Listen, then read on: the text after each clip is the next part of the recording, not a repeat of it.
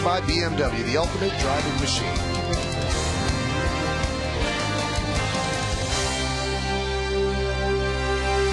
Well, the start of this game is going to be delayed by about 25 minutes by the time the first pitch is thrown. Sergio Mitre will throw that pitch for the Yankees, his first start for the Yanks.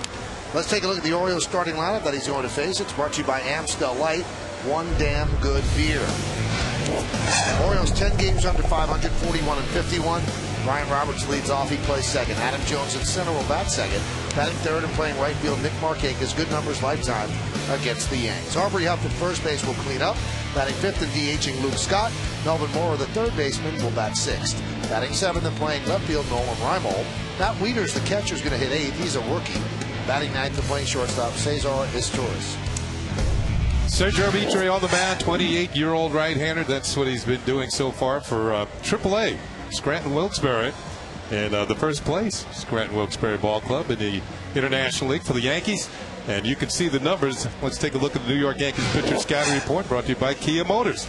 Kia, the power to surprise.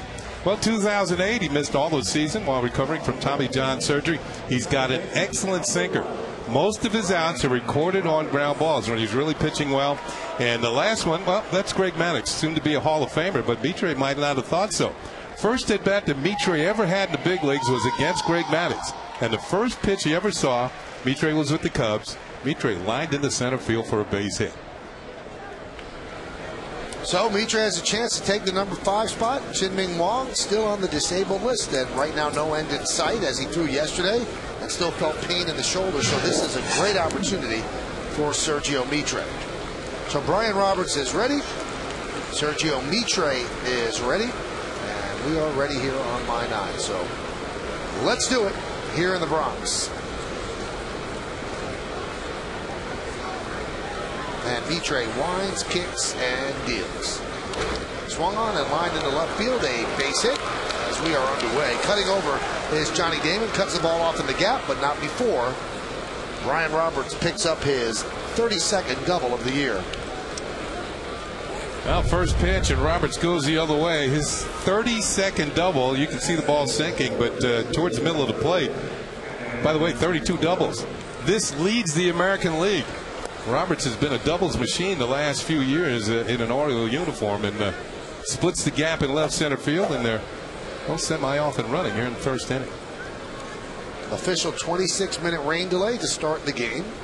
There's a lot of rain in the forecast all week, so the Yankees certainly, with some makeup games backed up, are going to try to get through these games. Here's Adam Jones. And he swings and grounds it to second. He gets the job done as Roberts moves to third. One away.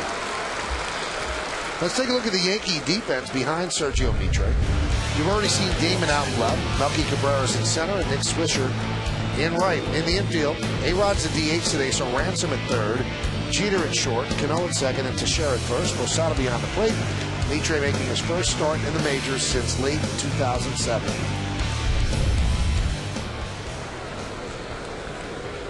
Well, they're certainly not taking any pitches from Mitre. 2 pitches, a double and an out. And here's Nick Markakis. Infield is back. They'll give up the run. And the run is given up. A ground ball single to the right of second base for Nick Markakis. Robert scores. It's 1-0 Orioles. You're right, Michael. They're not taking any pitches. 3 pitches put in play. And we're already to the 4th hitter of the inning. There's a sinker once again. It's up about belt high, and we saw that from Chien-Ming Wang early in the year. No matter how good it's sinking, if it's up, they're going to be able to hit it. And Markakis is a darn good hitter, and he turns it around for a run, an RBI single. 61st ribby for Markakis, and here's Aubrey Huff. So Jorge Posada has yet to catch a ball.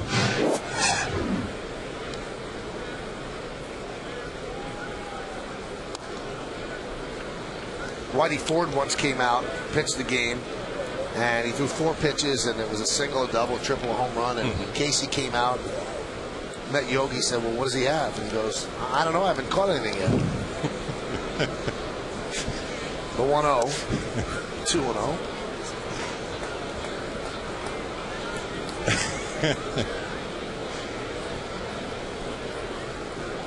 He's just being honest. That's right.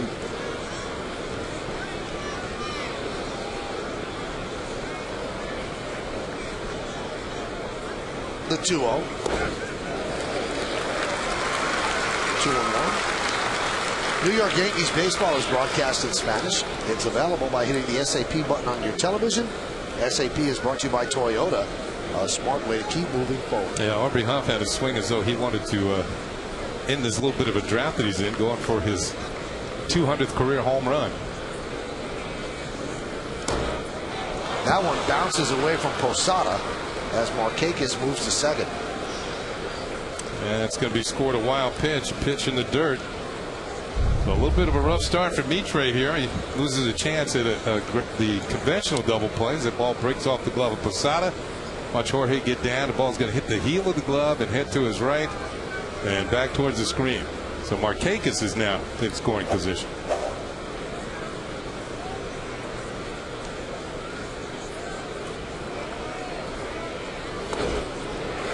Now, when your moneymaker is your sinker, sometimes it's a problem if you're geeked up. And obviously, Mitre, who was out all of last year with Tommy John surgery, pitching in the big leagues in front of a big crowd at Yankee Stadium, sometimes a sinker, because you're so strong and so pumped up, goes up in the zone. Yeah, it elevates. And I think you saw a little bit of that last night from David Hernandez, the Orioles starter, who 35 pitches in the first inning. Right back to Mitre. And there's 2-away. Tonight's closed captioning is brought to you by your local Lexus dealers. Well, now it's 49 at-bats between home runs for Aubrey Huff.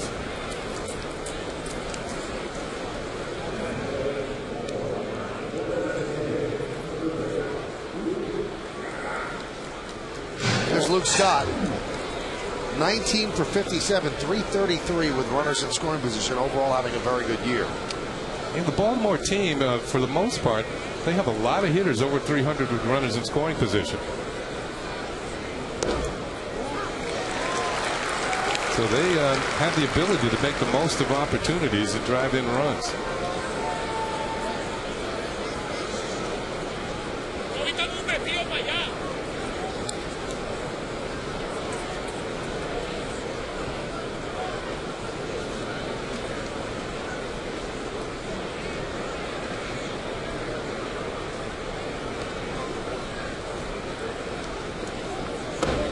Next outside.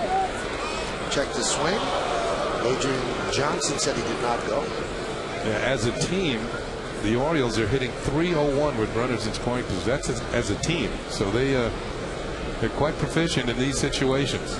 There's the hitting coach, the king of swing, Terry Crowley. I was talking to him before the game. He was going over some video with the Oriole left fielder, the youngster Nolan Reimold, the rookie. Served out down the left field line, coming on Johnny Damon, and he makes the play for the final out of the first inning. So a little bit of a rocky first inning for Mitre. 1 run, 2 hits, no errors, 1 man left. Orioles won, and the Yankees coming to bat.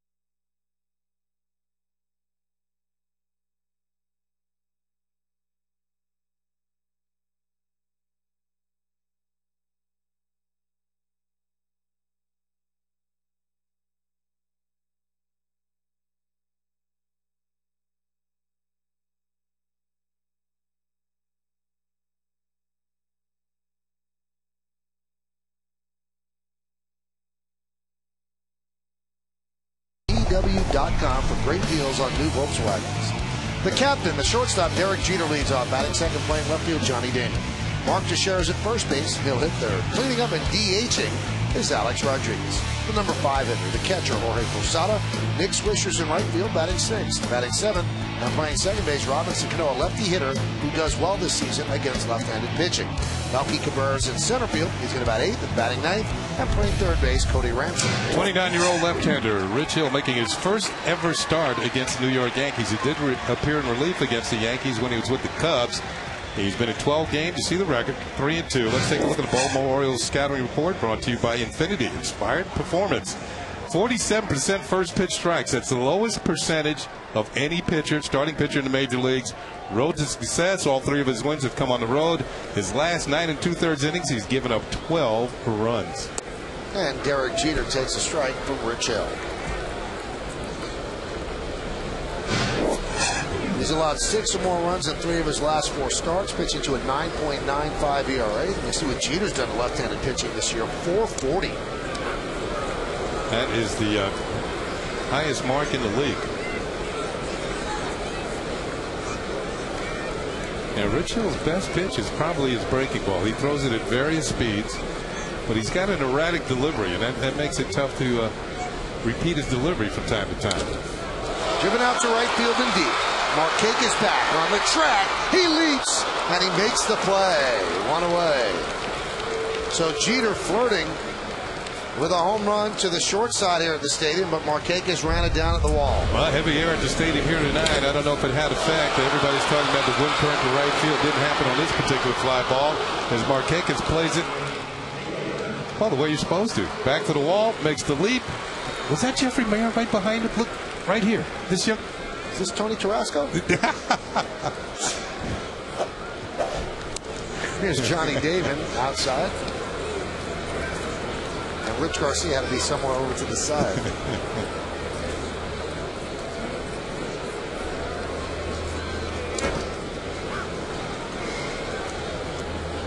When Cal Ripken made his speech here and when he played his last game, he mentioned Jeffrey Mayer, didn't he?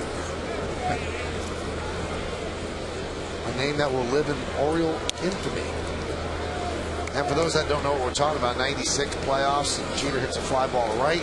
Tarasco drifts back against the wall, ready to make the catch, and I think he was 12 years old. Jeffrey Mayer stuck his glove out and kind of pulled the ball into the stands for a home run.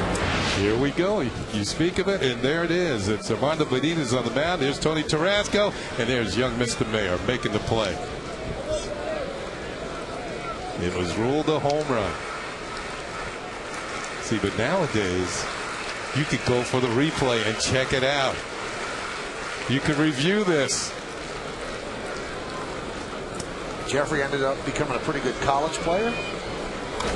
I think he graduated last year, and now he's trying to find work in baseball's front offices. And maybe related to Jeffrey, we don't know. But Nick Markakis would have none of it as he makes the catch.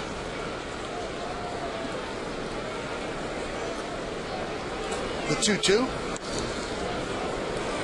And the count 3-2. Young Mr. Mayer. Not tonight.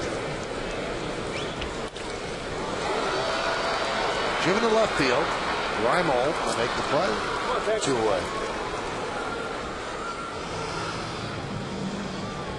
Up to 92. So Rich Hill has retired the first 2 Yankees. That's going to bring up Mark Teixeira.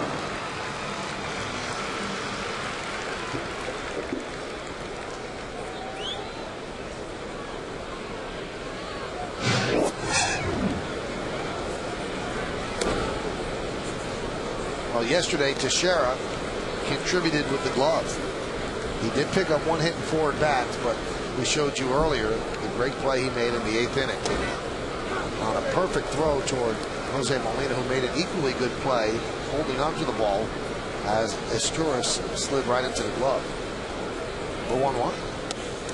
I was talking to Mark before the game in the Yankee clubhouse about that, and I don't know if Yankee fans are aware that when Teixeira first started, he was a third baseman, and that was more like a third baseman play. Whoa! What was that, Michael?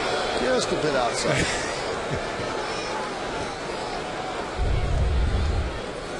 Well, here's the target. It's low and in. It's hard to describe that. Grounded slowly toward short. It's Torres. And that'll do it. So Rich Hill works an easy 1-2-3 inning against the Yankees. We played one here at the stadium. Orioles won. And the Yankees nothing.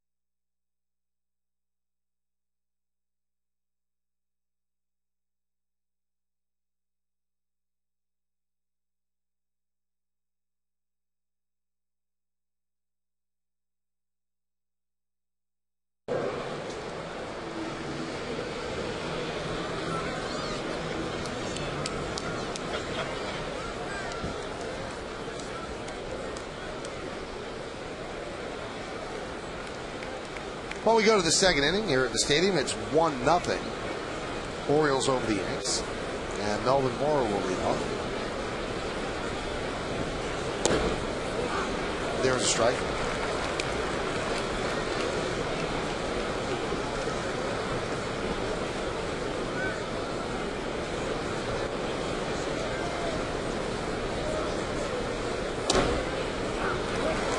Canó 1-2.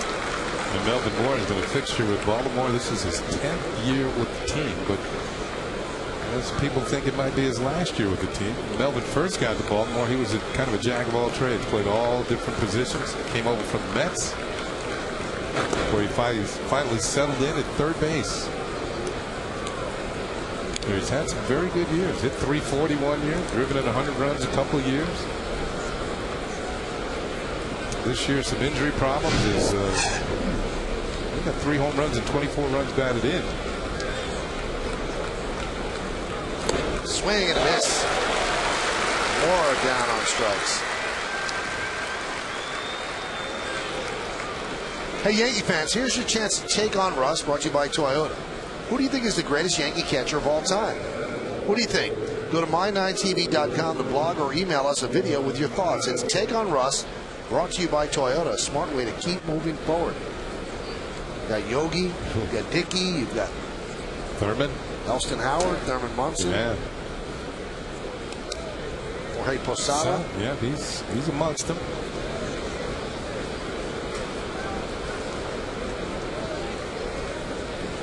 A lot of choices. Now you asked when Rich Hill had that pitch way up and away to Mark Teixeira. I think I deciphered why he threw the pitch the way he did. Tell me. We'll show you. Okay. Even better. The 2-0. There's a strike. Watch this guy here clap it. He doesn't like it, and he aims right at him.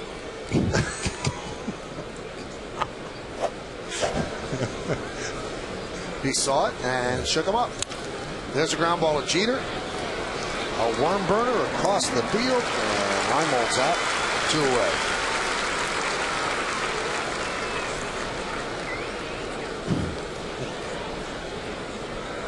So 2 down, and that'll bring up Matt Wieters. How dare you cheer for the other team? Well, Mitri so far has gotten, let's see, 3 ground ball outs, a strikeout, and 1 lineout.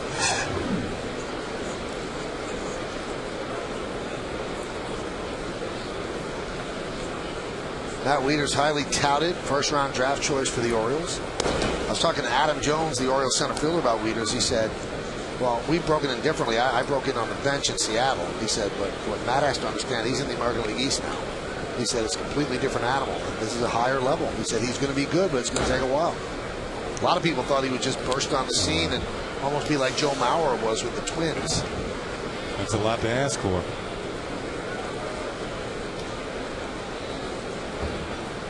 Two-0.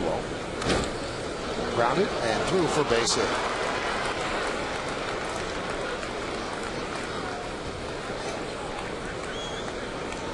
Switch hitting catcher. Had some power, big time numbers in the minor leagues. And believe me, the fans in Baltimore, Orioles fans, they were wondering why Wieters didn't make the team out of spring training or didn't get called up last year. And you can see that pitch is right in the hitting zone, single in the right field.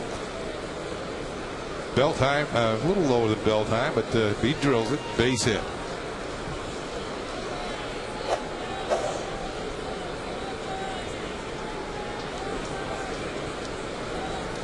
And the pitch to his Torres. Outside. Wieters at AAA this year hit .305, 5 homers and 30 ribbies before they called him up. Now last year, I believe he drove in 97 runs in the minor leagues and had close to 30 homers.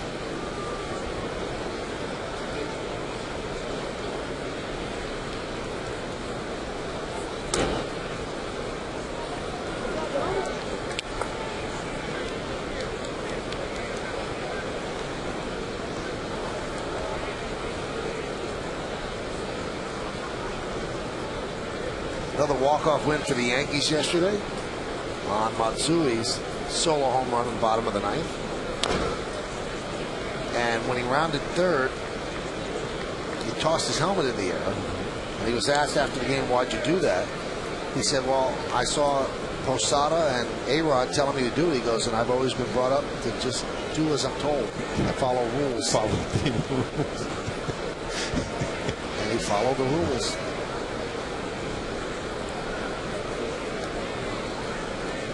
2-1. Now, from what I understand, it's supposed to be whoever catches the helmet is like catching a bouquet. So they throw the helmet in the air. Whoever grabs it, it's like supposed to be like good luck. You'll hit the next walk-off or something. So Cabrera caught it yesterday. A-Rod had a hand on it, right? But Melky got it.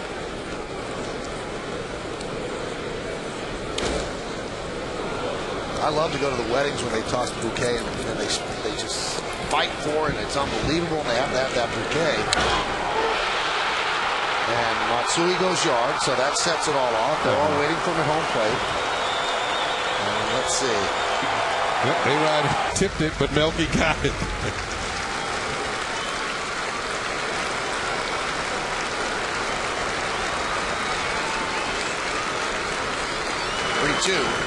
Now, I'm told that after Melky caught it, A-Rod ripped it out of his hands. There's the bridal party waiting for the bouquet. Look, everybody wants it. Melky got it. And then A-Rod, look, does he rip it out of his hand? Yes.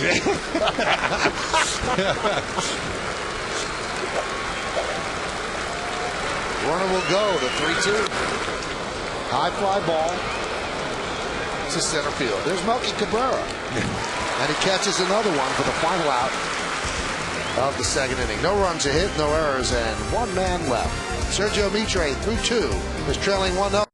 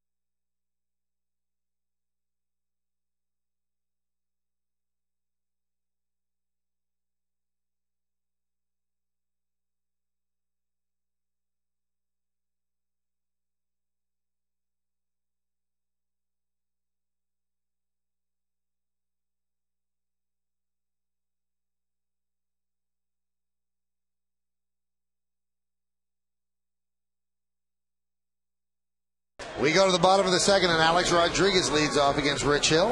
And the pitch is up and away, 1-0. 1-0. The Orioles over the Yankees here on My 9. Start of the game delayed 26 minutes because of rain. Raining right now at the stadium, not too hard. Count 1-1. There's certain A-Rod's done well against just about every team in the league to have as many home runs and RBIs as he had during the course of his career. But he's driven in more runs against Baltimore than any other team. Look out! Ooh, almost caught him in the thigh. It's amazing how quick he can move and danger is imminent.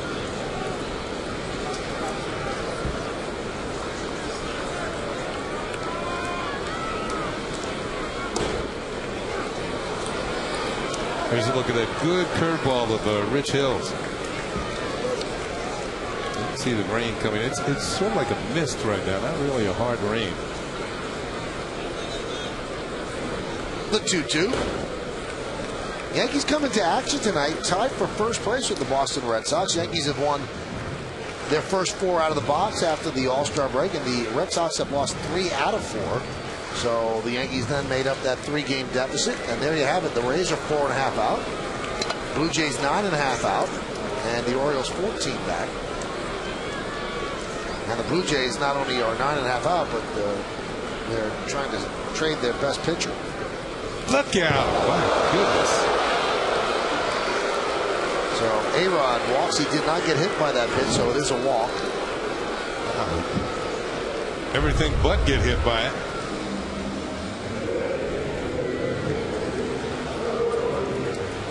If he was singing, it would have been a song and a dance.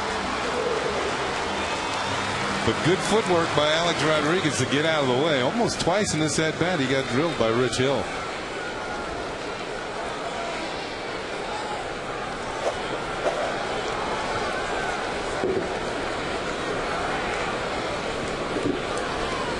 Here's Posada. Jorge had the night off last night. And he fouls out with that. As a right-handed batter, remember Jorge's a switch hitter, hitting .344 this year, .282 overall. And Michael, but you see his total of 11 home runs. The last 10 have been hit batting left-handed. Jorge has the distinction of hitting the first home run at the new Yankee Stadium, and he hit it batting right-handed against Cleveland. But since then, every time he's gone deep, it's been on the other side of the plate.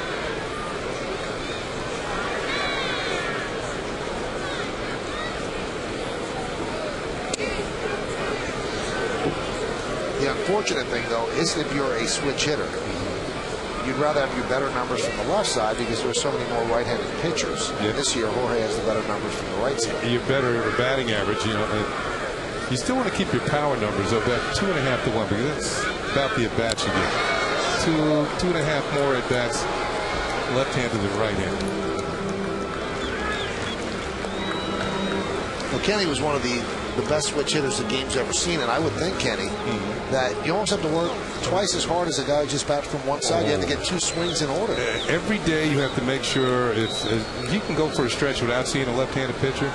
So you have to make sure that every day you get some swings right-handed just to keep it going. Runner goes. Pitch is high. Throw to second. Not in time. A-Rod pitched a perfect pitch to steal on. High breaking ball. High breaking ball, got a great jump off Rich Hill. And A-Rod's now going to have 4 stolen bases without being caught. Got a great jump, went on first move, and a lollipop curveball out of the strike zone for a ball, and you can see the throw is way late. So it might have been a slow track, but A-Rod got a good jump.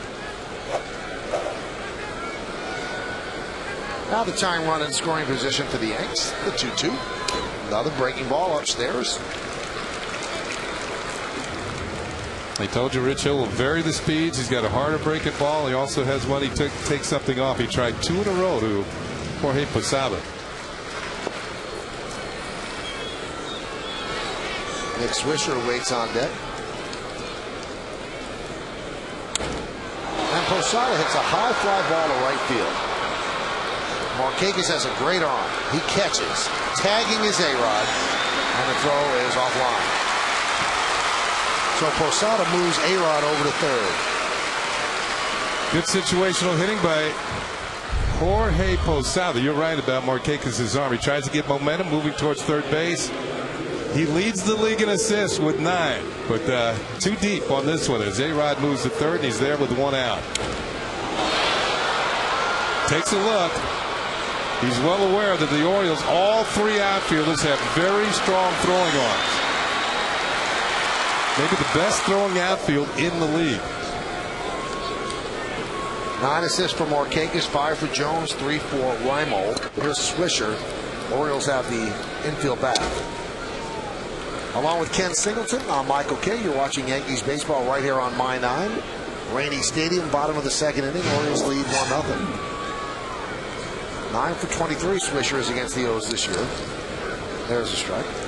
He's talking about the strong arms the Orioles outfielders have. They've thrown out 8 runners at the plate this year. Those 3 outfielders. It's a nice weapon for the pitchers. High fly ball, center field. Jones makes the catch. Tagging is Alex.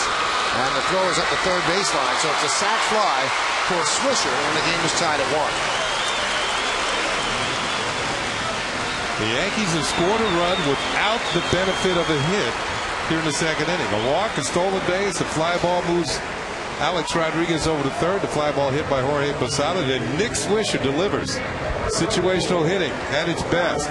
You know, we've seen the Yankees score their runs the last few games on solo home runs. It's good to see them be able to build a run. To win a lot of ball games, you got to be able to score in various ways. And that's a premium right there when you score a run without a hit.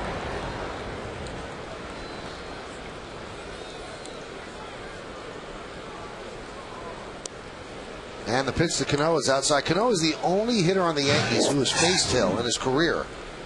And he faced him once and he walked. Canó does not get neutralized by facing left-handed pitching, hitting .325 against lefties. And there's a strike. Now Swisher's sac fly, his 48th ribby. He's now gotten the run in from third with less than 2 outs 16 times in 25 chances.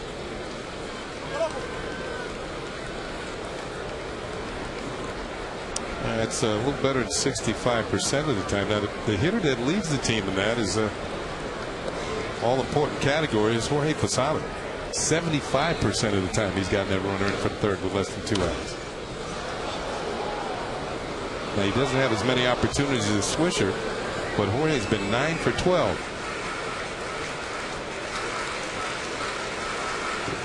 Those are the best numbers against left-handed pitching.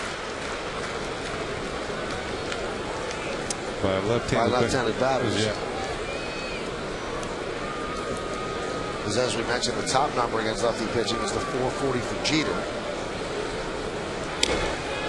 And Canó swings and misses, and that'll do it. But the Yankees get a run. Small ball. No hits, no errors, nobody left on base. Walk, stolen base, and a sac fly. It's 1-1.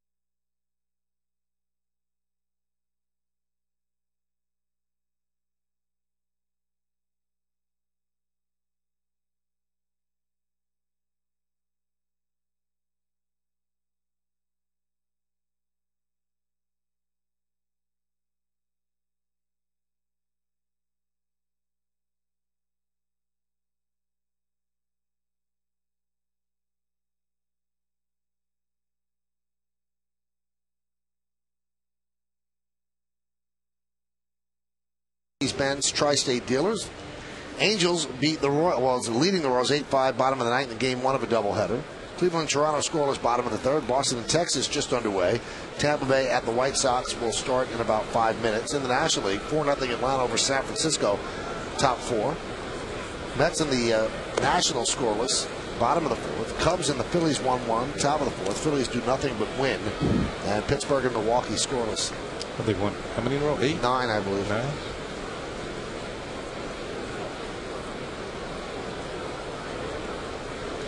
The 1-0. Grounded, past the diving Ransom, and into left field. Roberts makes a big turn. He's going for 2-0. He holds up. Good throw by Damon, and a snap throw by Canó as Roberts gets back. Exciting type ball player, Brian Roberts. Rips one down. This is his second hit. He's 2 for 2. He scored the Orioles run. You see the rooster tail. Outfield's still a little wet. David gets the ball back in. Canó back to first. As Michael said, Roberts took a big turn around first base. He's thinking about a double. He had 51 doubles last year. That's good hustle. You know, make the outfielder make the play, and then you get back to first. Of course, Roberts is more than capable of stealing second. The Earthlink scoreboard is 1-1, top of the third. Pitch to Adam Jones as a strike.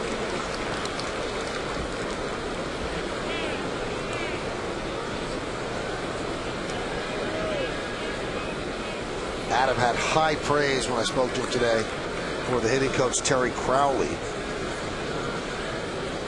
in fixing his swing. I was talking with Joe Girardi on Sunday, Kenny, and he said the thing that amazed him about Jones, when they saw him at the beginning of the year last year, he said his swing was so long. He goes, and we felt that there were ways to pitch to him. He said then when we saw him at the end of the year, he had shortened the swing, and that takes so much work, especially for a young guy to do it. And Adam Jones gives a lot of credit to Terry Crowley. Yeah, the last year, at the beginning of the year in particular, he was chasing everything down and away, and he was striking somewhat a jump. And the throw to second, not in time, so a stolen base for Roberts. Yeah, Roberts got a tremendous jump. This is going to be his 20th stolen base of the year, and it wasn't even close. In fact, if Mitre had thrown over, he would have picked him off. Got a running start, and Posada cannot make up the time.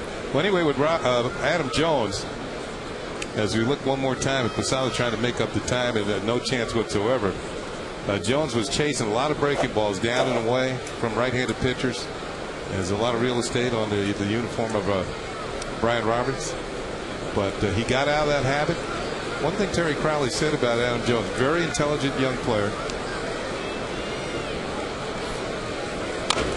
and he said a lot of players, you know, you start, if you go A, B, C, D, what you should work on. And you could see last year he was hitting 280 with 5 home runs at this point. This year, an all-star, 303 with 13 homers. He said that sometimes you go A, B, C, D, and by the time you got to D with some players, they've forgotten A, and you have to start all over again and start working on things. He said with Adam Jones, he would never have to go back. He would work on certain things. He would improve on that, never have to be reminded of it again. And that's how he improved as a hitter during the course of the year. Terry Crowley, one of the best hitting coaches in the game. From Staten Island, by the way. Roberts was too far off second. Mitre tries to pick him off and throws it into center field. Looked like Roberts was ready to go for third, and that's when Mitre stepped off and threw wildly. You know, and I think an accurate throw might have a chance. It was Canó's got Mitre's attention there, and the ball is thrown into dirt, and Roberts is going to get the third anyway. No, that wasn't a bad throw. It was off his glove. Did it bounce? No, I don't think it did. Well, then it was Canó who came up short. Yep. And Roberts moves over to third. The error is charged to the pitcher. They might want to look at this again. Yep. Right there. Yeah, right there, Canó. It hit off his glove.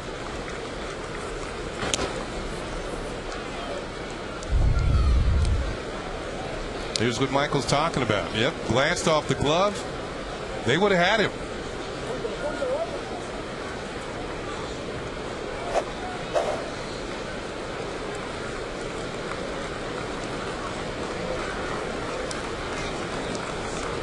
Infield is back. 2-2.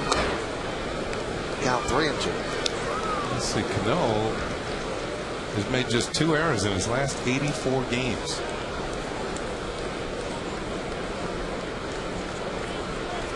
As of now, that is intact.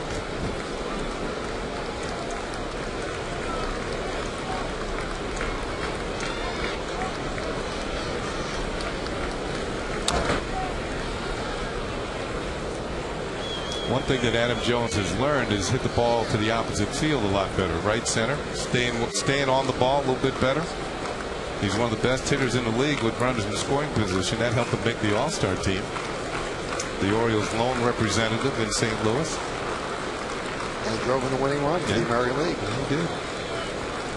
On a sac fly.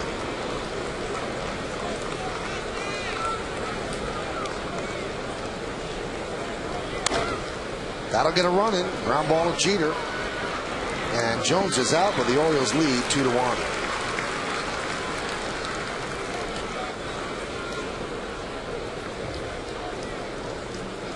Tonight's Smile of the Game is brought to you by McDonald's. Satisfy your burger craving with a big beefy taste of McDonald's double cheeseburger.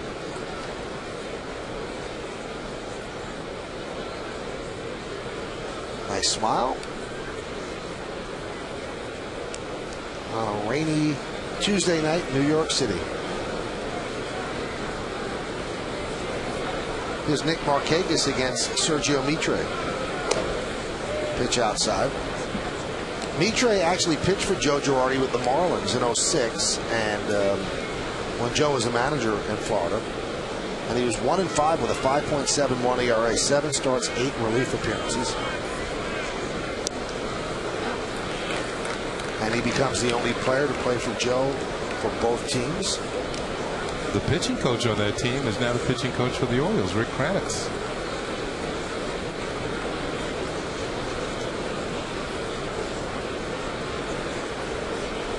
One strike.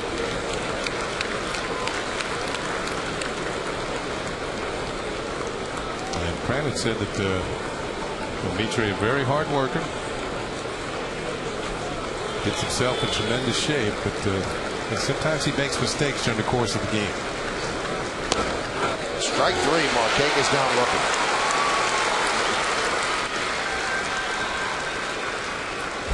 This is a good sinker. This one's going to dive back towards the corner. Markakis gives up on it. Good movement on that fastball, and he is caught looking.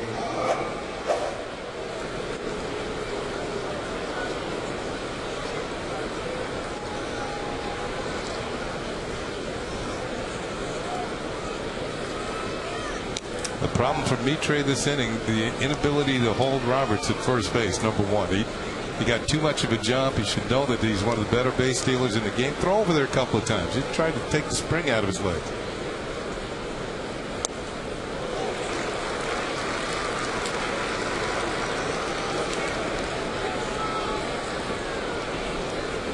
Huff grounded back to the mound in the first inning.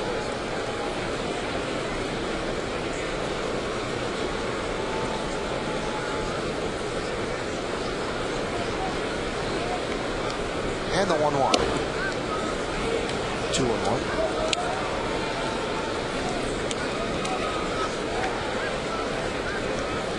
And quite a drought for Huff. 49 at bats without a home run, sitting on 199. Kenny, I have bad news for you. Tell me. Yankees did something they'd never before done in franchise history with 3 straight 2-1 games. That is now impossible. The Orioles have scored 2 runs.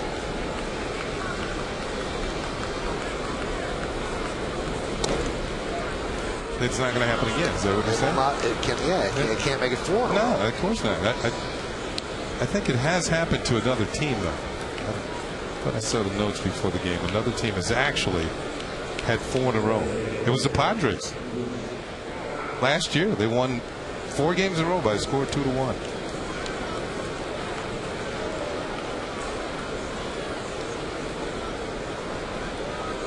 Here's Luke Scott.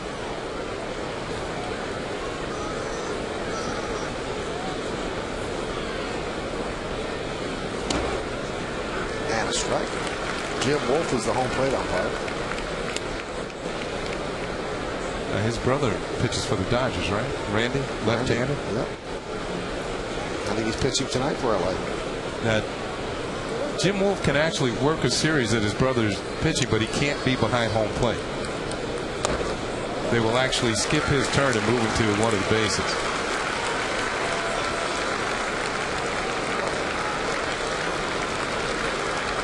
Just to avoid any hint of impropriety.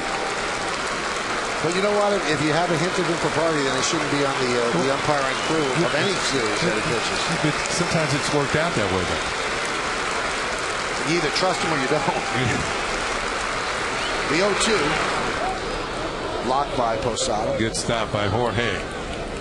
Keep Huff at first. Let's see. He does throw a splitter, and this looks like the grip right there. Or that may be a changeup. Yeah, it's a changeup. And Posada keeping the ball in front of him and keeping Huff at first base.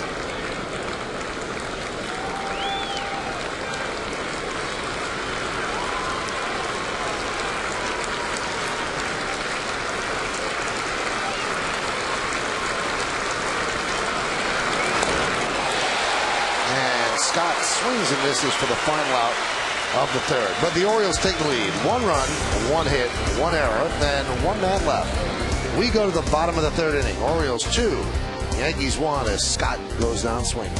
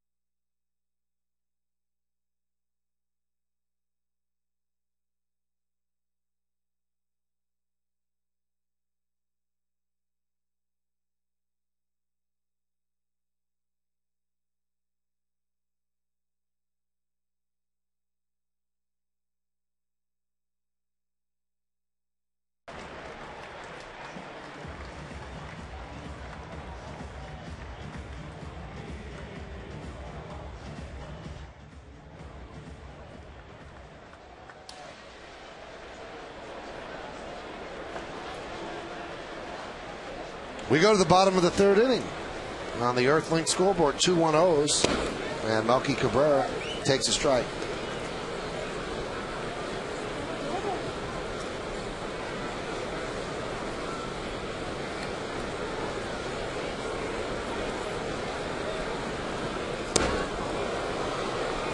Count 0-2.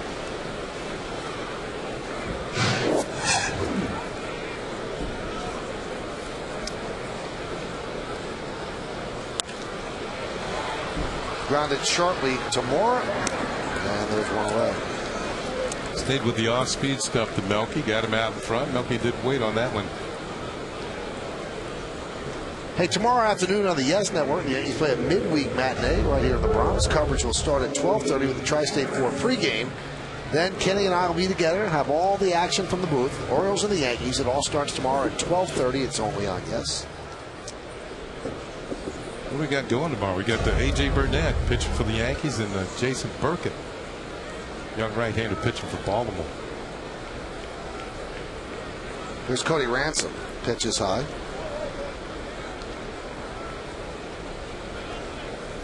Well, birthday celebration for the Yankees today. Did you know that? CC Sabathia, 29 years old today. Happy birthday to CC.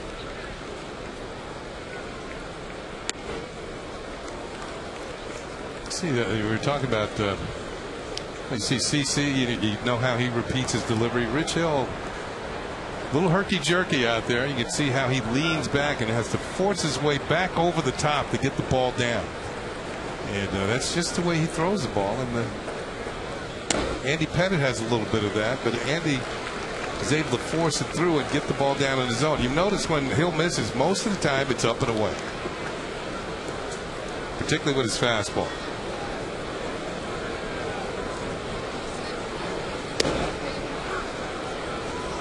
Laid it in there on 3-0 to Ransom. Count 3-1.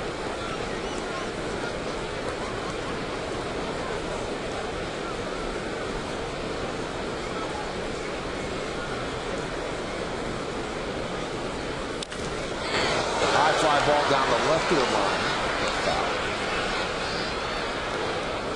Pitchers in Ransom's danger zone, just about middle, or just middle and out over the plate. He's very quick on those particular pitches.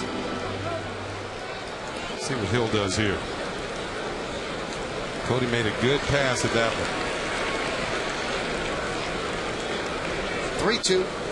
And he walked it. Yeah, that long foul ball scared him off the fastball. He went to the curve and he walked it.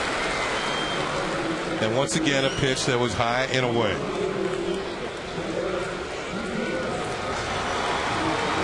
That's going to bring up Derek Jeter. Jeter flied out to the wall in the first inning. In right field.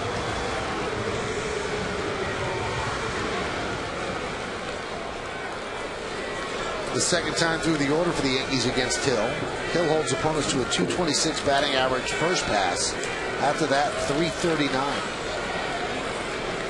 So this will be Jeter's second look.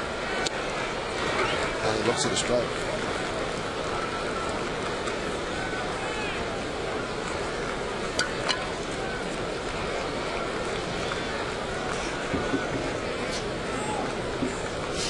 Derek is 0 for his last 8. He was on a hot streak before that.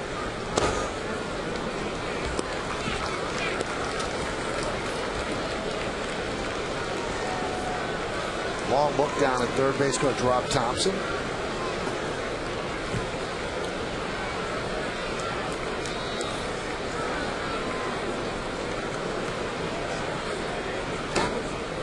Good stop by Wieters. Now Rich Hill, even though he's left-handed, does not have a good move to first base. And we already saw A-Rod steal second. Cody Ransom has that type of speed to steal. Got a rookie catcher behind the plate.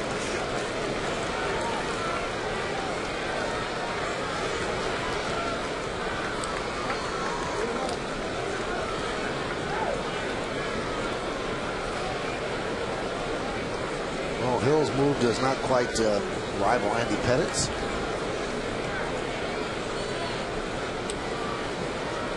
Andy pitched a heck of a game last night. Didn't get the decision. 7 1/3 innings, just the one run. Gave up a home run to Nick Markakis in the first inning, and then shut it down from there. I think that was his best outing at the stadium this year. Last night, just the Yankees didn't get the runs in time for Andy to get a win. Runner goes. And the hit and run was on, perfectly executed, a base hit for Jeter as Ransom moves to third. So Ransom was going, and his tourist went to cover. Couldn't get back in time for the ground ball. That's first hit for the Yankees. And not only does the second baseman was covering, but the shortstop has to come over and try and back it up in case there's a throw. And you can see Wieters attempted to make the catch of the ball that never got to him. And his tourist tried to reverse the engines and get back to his right, couldn't do it. Ransom on one, sees that he has an easy chance to move to third base. And the Yankees are in business here. That was their first hit of the night. It's sometimes it's not really a hit and run. You think it is, but the runner is going for a steal. And Jeter's quick enough to pick up and see who's going. Jeter's going. And the throw not in time. So a stolen base for Jeter as Ransom stayed anchored. Part of the scouting report, Hill does not have a good move to first base for a lefty. First move, Jeter's off and running. Stolen base number 18. Effectively taking away the ground ball double play off the bat of Damon. Damon takes a pitch for a strike. The throw to second's in the dirt. Good stop by his tourist. But now it's second and third with one out. And you were definitely right about the hit and run. It was more of a run and hit with Ransom, because he was going, then Jeter just swung the bat, and for some reason, with Roberts covering, his Torres did take a step towards second when he should have stayed anchored. Damon is 9 for 13 in getting the runner in from third with less than 2 outs. That's 69%. Off-speed pitch, and he's way out in front. 1-2. A good slow curveball, and well, you're not really looking for the home run here. You're looking for the ground ball to shorter second is going to get a run home.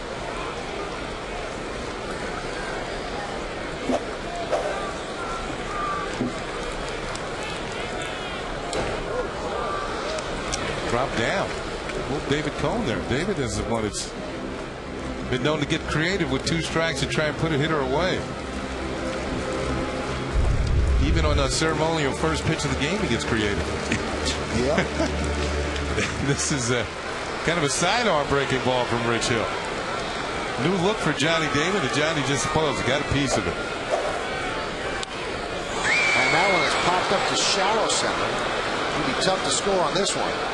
Jones makes the catch, and Ransom just bluffed. So Damon does not get the runner in. Steady diet of off-speed breaking balls, and Johnny again was out in front and couldn't really drive the ball. About 4 breaking balls in a row to Johnny Damon. We told you that Hill's best pitch is his breaking ball, and he used it almost exclusively to Johnny Damon.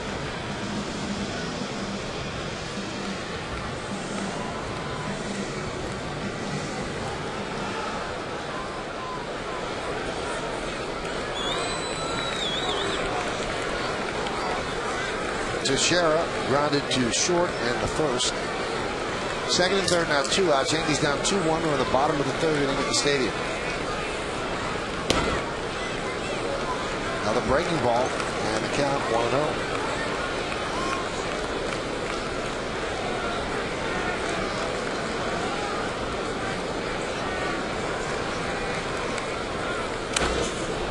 Rip foul.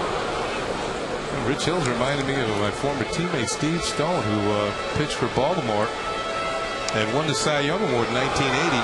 Steve had a game in which he threw 17 straight curveballs.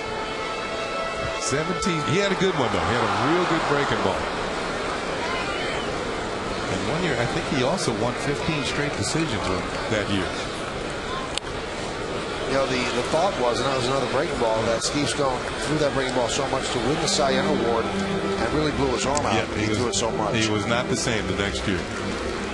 Did he win 25 games in Cy Young? That's still the team record. I think he went 25-7. Pretty impressive to get 32 decisions, too.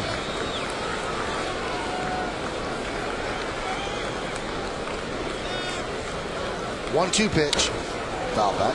And in fact, he told me the bullpen never blew one of his leads that year. That time Hill tried to sneak a fastball by Teixeira, who spoiled it, fouled it back to the screen.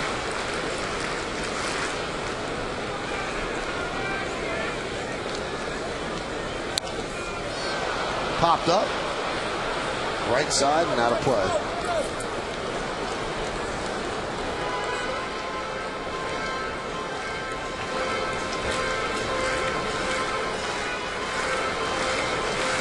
.60 pitches for Hill, 37 strikes.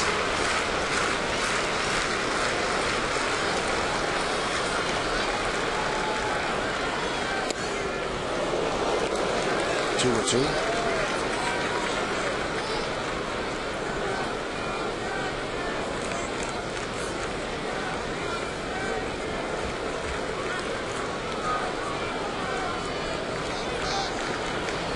Two-two pitch. Nice block there by Wieters. Wieters long and tall, about 6'5", so he has a good wingspan to come up with pitches that are in the dirt and almost behind Teixeira. Good glove work on that one. Nice shift of the feet. Think back to the really tall catchers of days gone by, and in particular Carlton Fisk. Teixeira walks, and now Hill will have to deal with the cleanup hitter, Alex Rodriguez.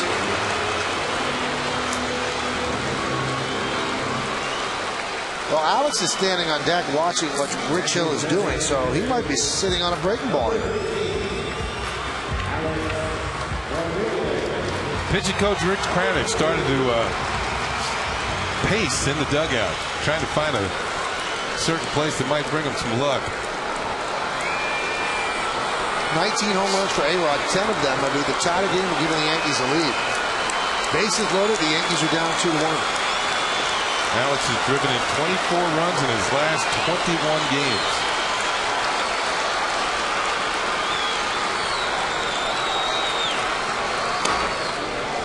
And Hill starts him off with a fastball inside. On base percentage of about 400, hitting .250.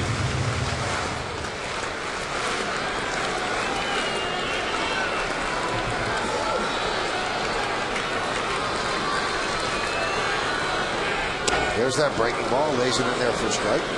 A-Rod created the Yankee run in the second. He walked, he stole second, moved to third on Posada's fly ball, Brian Bass warming up, and then Swisher with a sacrifice fly to center. And that tied the score at 1.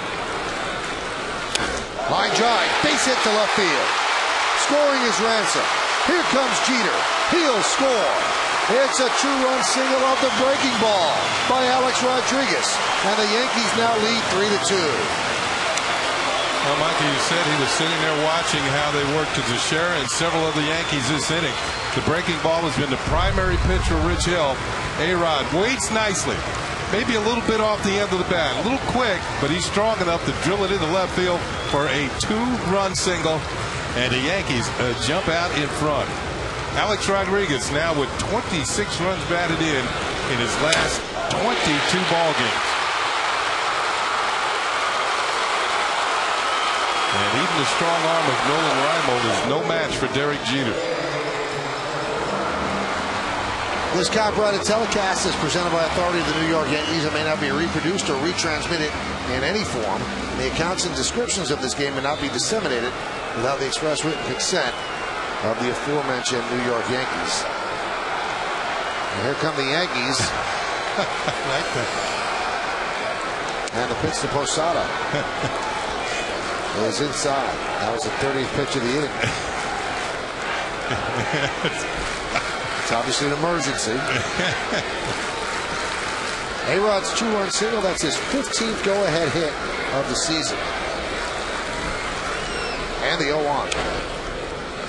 0-2. You know, there's no switch on that. It's all telepathic. Really? Yeah, just all fired up.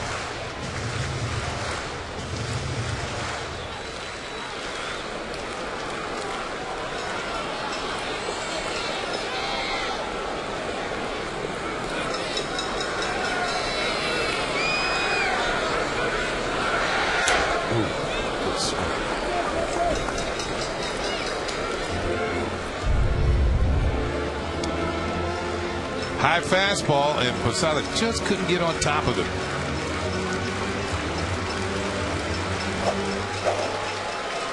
Stadium's starting to get fired up.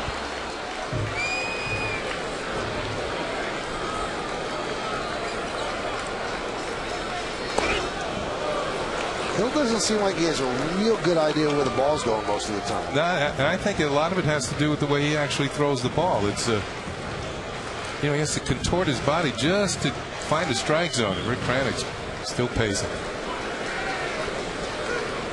They've seen this before. Hill's got an ERA of 6.92 coming in.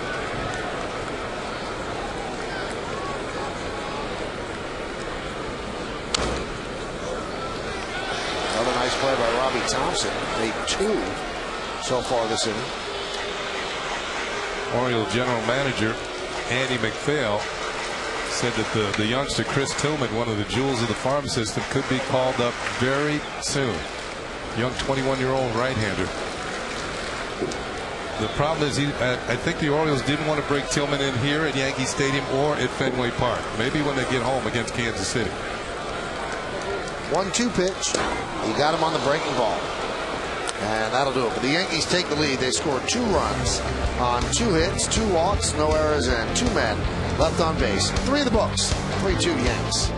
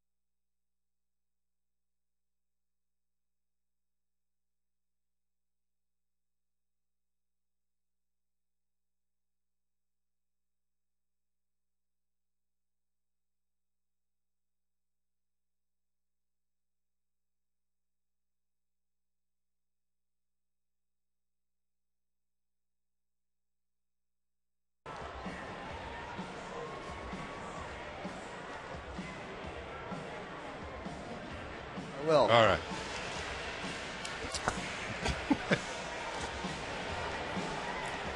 Hey, it's time for the Jeep trivia question. Jeep, have fun out there.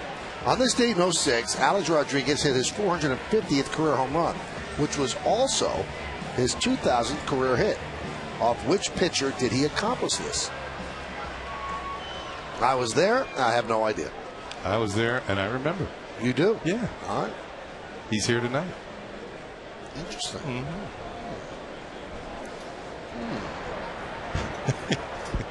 We go to the fourth. It's 3-2 Yankees over the O's.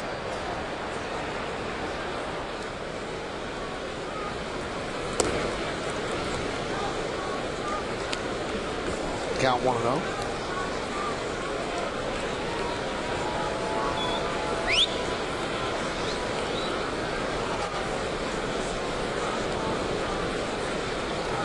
The 1-0. Here's where Mitre should come out and try and have a quick 1-2-3 inning and get Hill back on the mound as quickly as possible. Hill had an inning where he threw 35 pitches and now has thrown 72 in 3 innings. So here's where Mitre, who has thrown 55 himself, have a quick inning, if possible, and get Hill back out there and get the offense back up there against him. Grounded to third. Ransom. One away.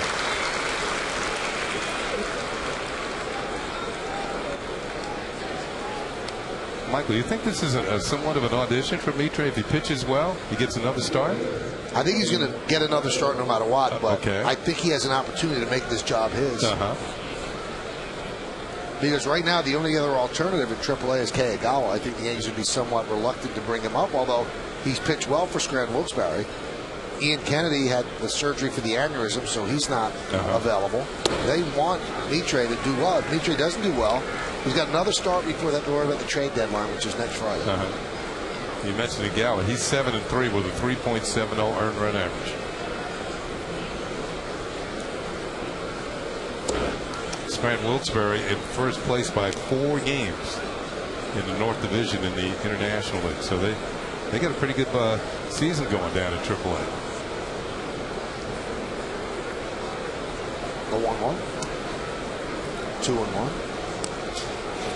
Yeah, Raimo was Rookie of the Month last year for the month of June. Last month for the month of June, hit 320. This month, not quite as good, hitting 180 here in July. That's why he was looking at the video today. Fly ball, shallow center. Cabrera puts it away, 2 down. Trying to get himself back on track. The problem with that video, pitchers can look at it too and try and figure out how to get you out. Did you have any video when you were playing? Yeah, we had some towards the end of my career, but you know, for me, it was just something to emphasize the positive. I always wanted to look at video of myself doing well instead of punching out against pitchers. Trying to figure out what was going wrong. I wanted to see what was going right and try and get that in. Hold on. Watch your step. If this guy drops anything, we're going to have video. See the handle he's got on that pretzel there? Look at the size of that pretzel. I think it's balancing. It's a little... I don't think my suitcase has a handle that big. Made it. Good job. Foul away. One thing we noticed about Mitre, he throws strikes.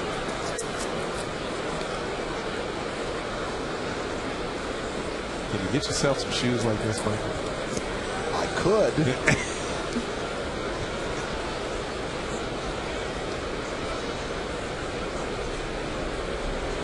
The 2-1. 2-1-2. You could, but you wouldn't. I don't think that that would work in size 13.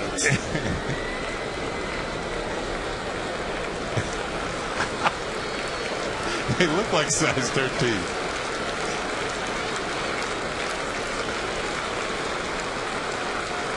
Yankees lead 3-2 in the top of the 4th.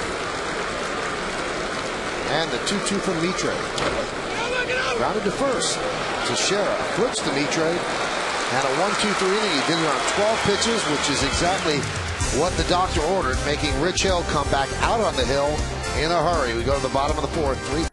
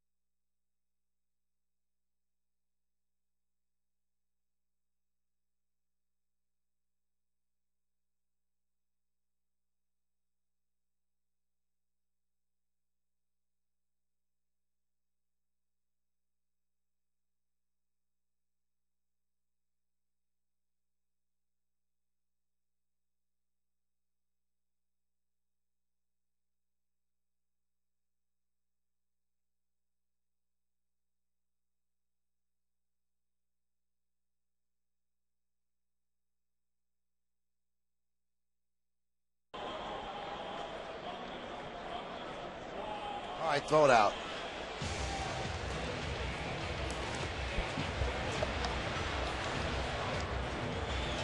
Let's take a look at the Jeep trivia question. On this day in 06, A-Rod hit his 450th home run, which was also his 2,000th career hit. Off which pitcher did he accomplish this? And the answer is now his teammate, Alan James Burnett. Let's look back. It's a long home run, too. Looked like a slider middle of the plate. At Rogers Center into the second deck. July 21st, 2006.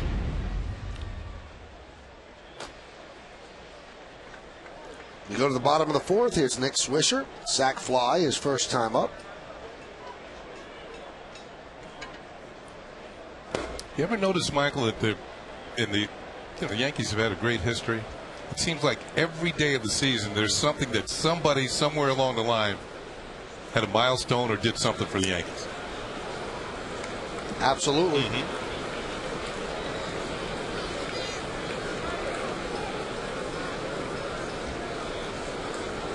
The 2-0. Well, he pitches backwards, I'll tell you that. 2-0, you're looking for a fastball. He's dropping a curve in. And then a fastball on 2-1.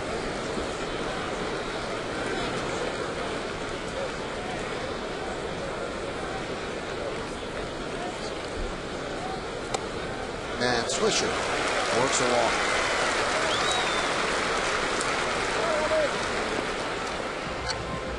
The control issues for Rich Hill, well, they go back to his days with the Chicago Cubs. Eventually, the Cubs kind of gave up on him because he just couldn't find the strike zone. Plus, he started to have some arm problems. So that combination led him to move on to other ball clubs.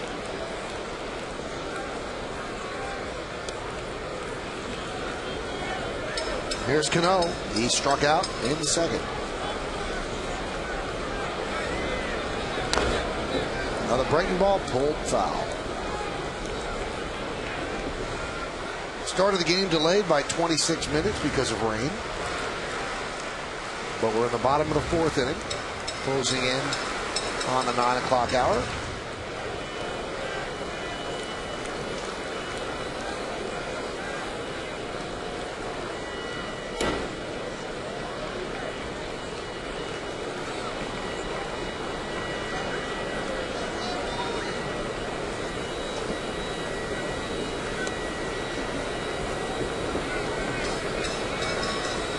Canó so far on the second half homestand 3 for 14.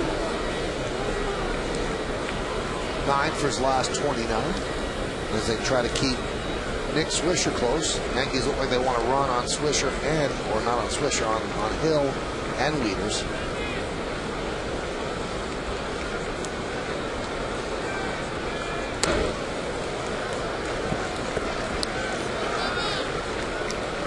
Well, Hill continues to fall behind on counts. You know, that helps set up running situations, but in a way it's tough for Joe Girardi to put a hit and run on, because you're looking for a pitcher who's behind on the count and is capable of throwing a strike that your hitter can put in play.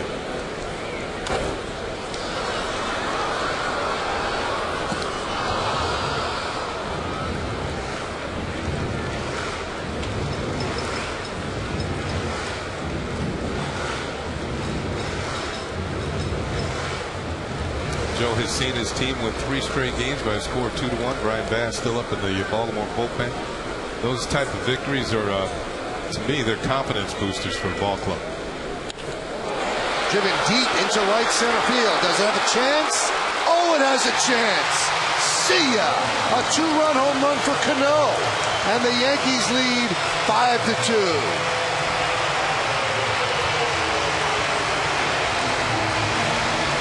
That's Canó's first home run since July 3rd, 57 at-bats ago. And it's his 14th of the year, which ties his total from all of last year. Well, we talked about Mitre getting Rich Hill back on the mound really quick, and he did with a 12-pitch inning. So Hill gives up a walk and this 2-run homer, and has now been driven out of the ballgame.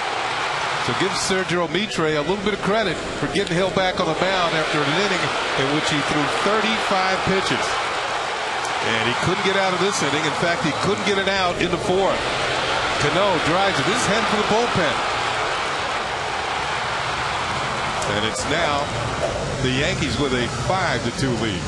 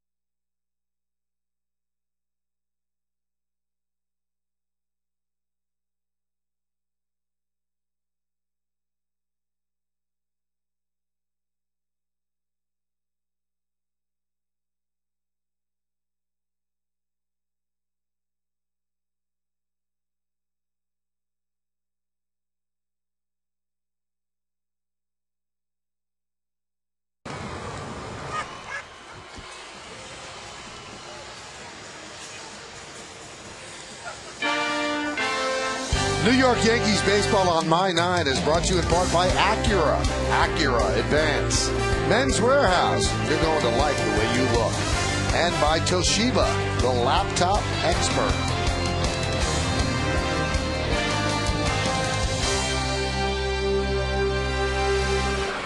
Well, the Orioles have to make the call to the bullpen. Brought to you by Verizon Fios, over 100 HD channels and the fastest internet. This is Fios. This is big. Ryan Bass deals to Cabrera for a strike. Those are Bass's numbers, his 30th game. Down 0-2. Yankee fans might remember Bass pitching for the Minnesota Twins. The land of 10,000 lakes. You think a Bass would be comfortable in that kind of environment? You would think.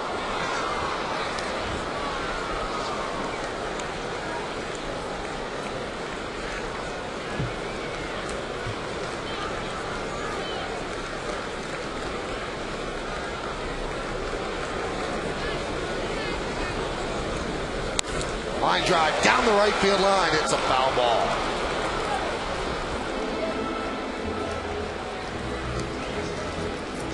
Well, the Yankees scored runs in various ways tonight. A sacrifice fly, a bases loaded single, a 2-run homer. Rich Hill, there's his numbers, 3+ innings, 3 hits, only 3 hits, but 5 runs and 4 walks did him in. Grounded to first. Huff is there. Steps on the bag. 1 away. Hey, Friday night, My 9 delivers the most action-packed night on television with WWE SmackDown. Will CM Punk put Jeff Hardy's championship dreams to sleep? It's not just a war of words on the next WWE SmackDown. Friday night starting at 8 on My 9. CM Punk.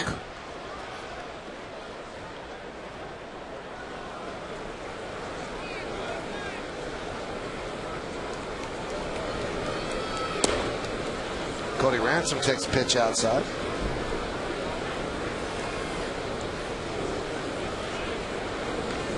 Ransom walked and scored in the 3rd inning.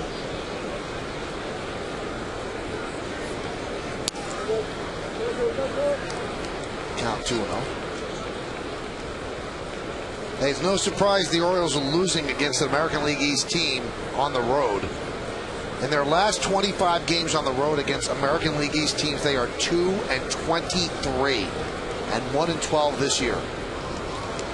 Ransom swings and misses. In fact, since the beginning of 08, the Orioles are 9-37 in 46 road games against the East. We all know it's a rugged division. I think this year their only win in the Eastern Division opposing ballpark is at Tampa Bay. They got 1.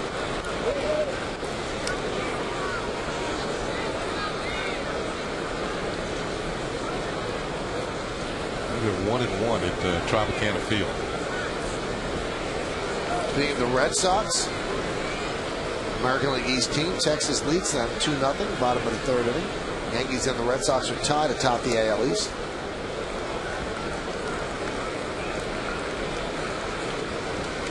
Bass has made 2 appearances against the Yankees this year. 4 1/3, 6 hits, 5 runs, 3 of them are on 3 walks, 2 strikeouts, a 6.23 ERA. The 3-2 to Ransom. It's high, and they walk the number 9 hitter for the 2nd time tonight. Just saw that somebody writing on the chart in the Oriole dugout that it should be the next day's pitcher. That would be Jason Burke. Now he keeps track of all the pitches, keeps track of where they are hit, balls, strikes, which pitches were thrown, and they keep a chart of that, and they keep it. They add one game to the next, and at the end of the year they have a booklet of what happened against all the opponents. Birkin will be pitching tomorrow. He comes in with a record of 1-7. Jeter shows bunt, takes a strike.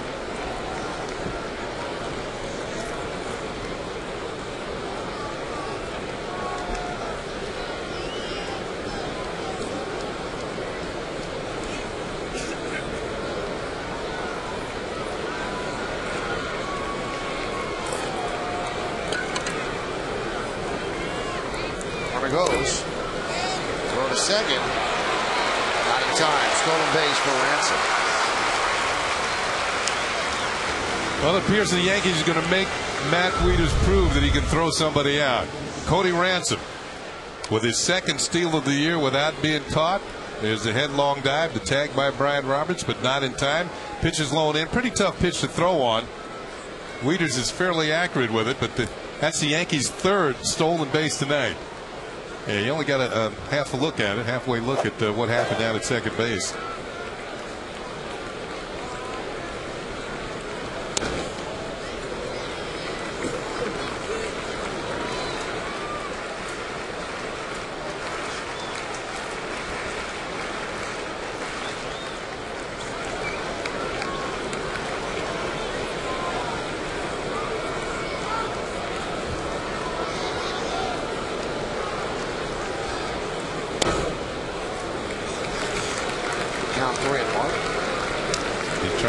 Sinker in on Derek's hands his whole at bat, and now he's falling behind 3-1.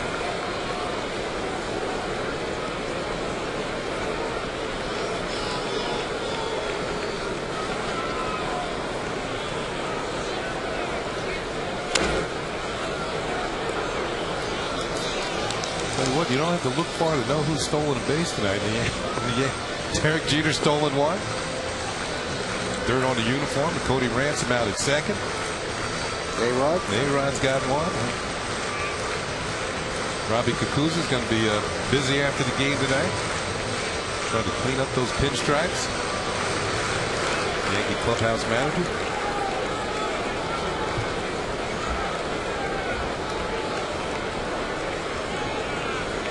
Quick turnaround. Afternoon game tomorrow.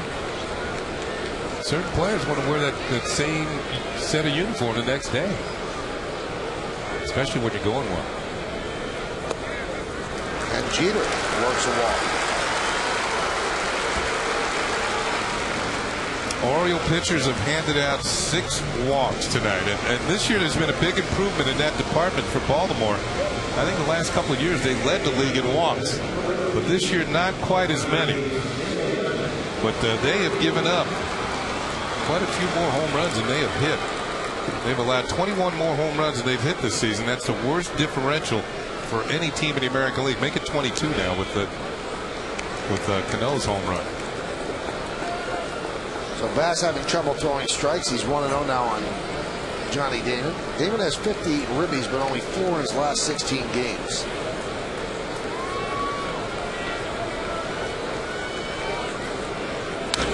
That one is driven deep to right field. Giving Chase Markakis. He's going to play it off the wall. Scoring is Ransom.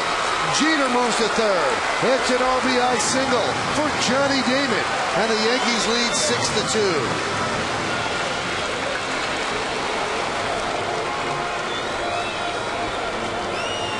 Well, Johnny Damon didn't miss by much of number 200. This is a solid line drive. Might have had a little overspin on it, and that's why it hit near the top of the wall. But Damon drives in yet another Yankee run. And following a walk, Bass comes in with a pitch that's almost right down the middle. Good play by Markakis to get the ball in quickly to hold Damon at first base. But the Yankees will add their 3rd run of the inning, and they are still threatening. Here's Teixeira. Spins around to the right side, or the left side against the righty Bass, and takes a strike.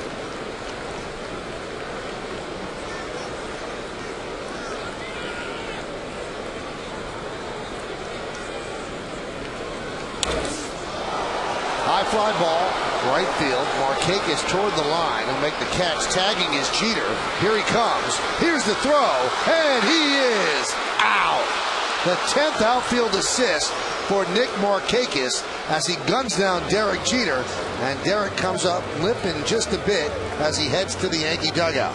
So Markakis goes towards the line, steadies himself, and then fires to leaders up the third base line, but he gets Jeter on the way by. The Yankees score 3 on 2 hits, and they leave just 1. It's 6-2 Yanks.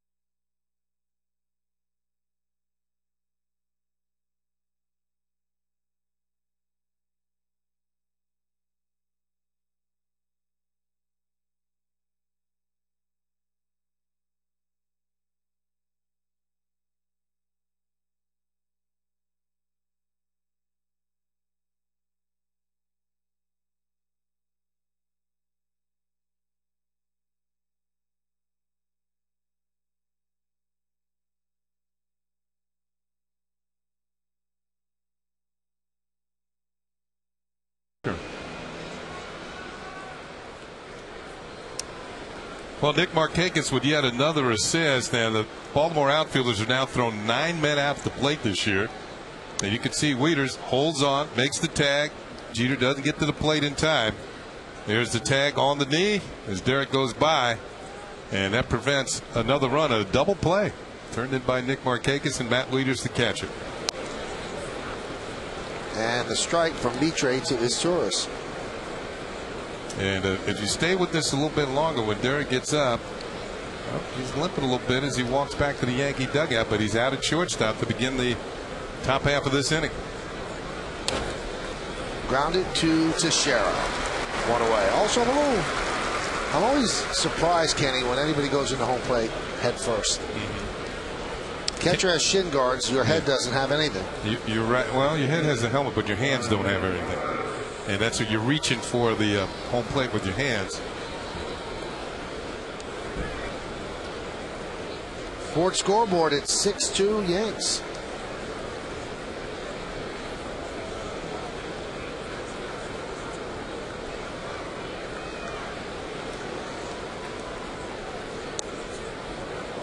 And the pitch to Roberts is a strike. So Mitre has a chance to ring up a victory if he can give the Yankees a couple more innings.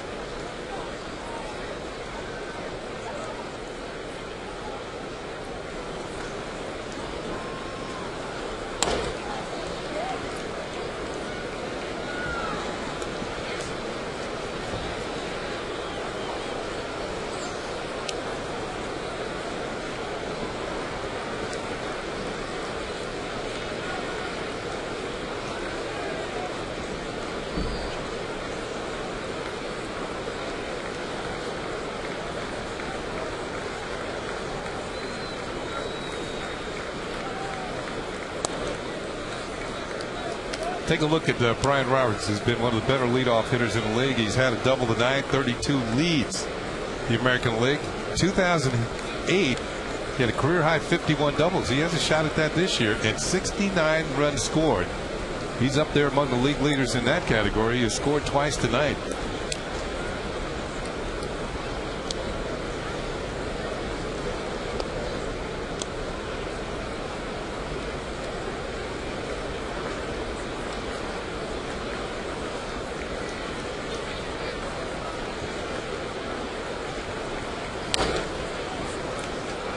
Still 2-2 to Roberts.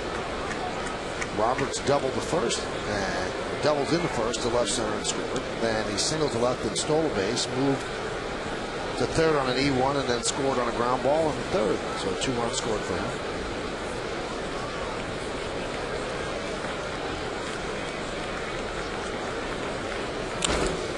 It looks like he's got himself another hit as he dunks it into right center field. Nick Swisher comes up throwing, and Brian Roberts is 3 for 3.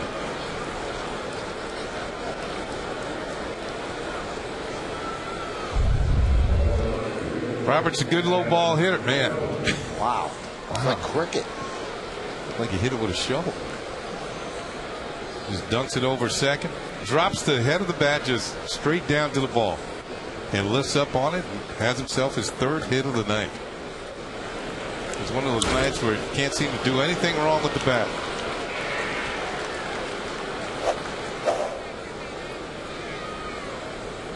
Here's Adam Jones.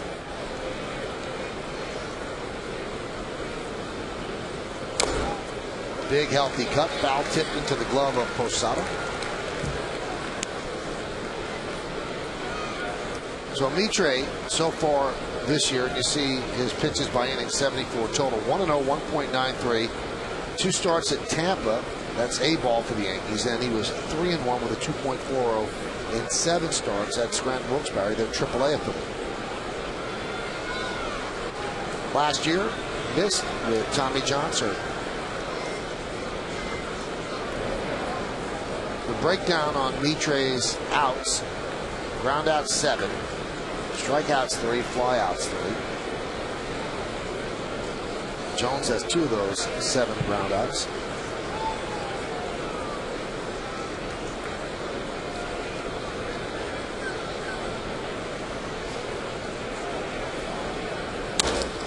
Let's see if the Yankees can turn 2. There's one on to first. It's a double play. A 6-4-3 double play started by Jeter ranging up the middle. A quick flip to Canó, and then Canó with the relay on to Mark Teixeira. So Jeter ranges behind the bag, and it goes a 6-4-3 end to the inning. We're halfway through.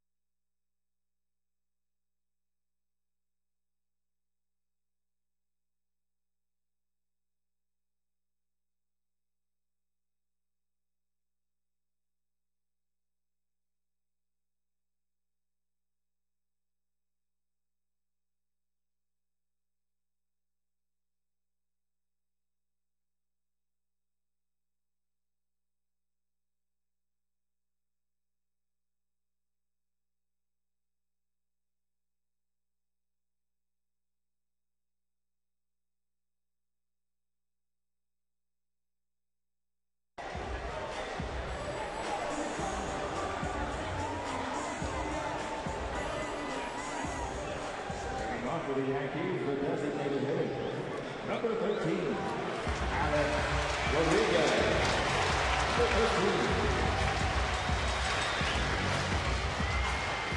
Well, we go to the bottom of the fifth inning. It's an official game with that double play on the Ford scoreboard at 6-2. Yankees lead the O's. I was talking to Canó before the game about the type of year he's having defensively this year. Remember, I mentioned he's only had 2 errors his last 84 games, and he has turned some terrific double plays. Been the middleman at double plays, and he turned a nice one there. He showed off his strong throwing arm. You know, Kenny, over the last couple of years, and you'll see how this double play has turned. Jeter goes up the middle, and then the flip to Canó, and then that quick sidearm flip almost with his wrist. And he gets the throw off to first to get the speedy Adam Jones. And he's having a great year at second base as Rodriguez is retired. Yeah, this is a little bit of a tough turn because Jeter is beyond him. So he has to turn his body and then quickly get rid of the ball.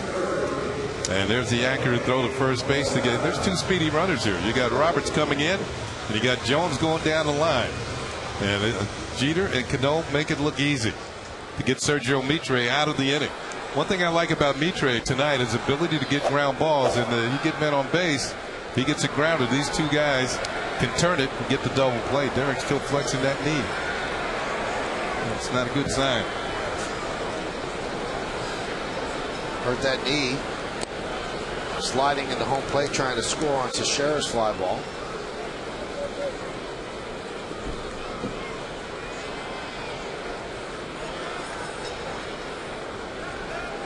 Anyway, I was talking about Jeter when over the last couple of years, they've tried to quantify defensive prowess. All the sabermetricians and a lot of the numbers that come out, Jeter doesn't have a lot of range and short. But I've watched him this year, Kenny. I know you have as well. I think that he's moved to his left better than he has in many, many years. I think he's having a really good year at shortstop. Yeah, we've seen that play behind second and the 360 throw to first several times. And I think last year, the injury when he pulled the quad, I think that not only hurt him offensively, but it hurt him defensively too. Cut down on that range. Strike 3, Posada down looking. So Brian Bass has retired the first 2. Hey, weeknights, watch My 9 News at a new time. It's 11 p.m. Join Brenda Blackman, Harry Martin, and the Emmy Award-winning Unit 9 at 11 p.m. My 9 News at 11 weeknights following the Wendy Williams Show. I mean, to get back to Derek for a second here, he's already stolen 18 bases this year. What did he have last year, about 10 or 11?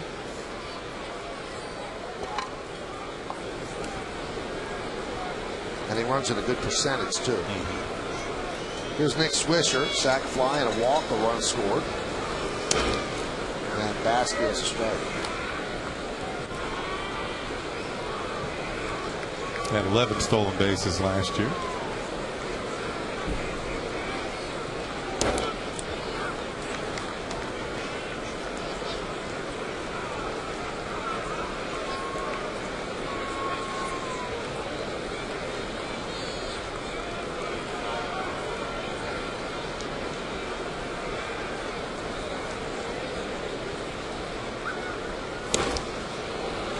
Swisher downswing and a 1-2-3 inning by Brian Bass, retiring the Yankees in order in the bottom of the 5th. We've got 5 in the books here at the stadium. Breaking ball, and Swisher swings over the top. Speaking of the top, we go to the 6th.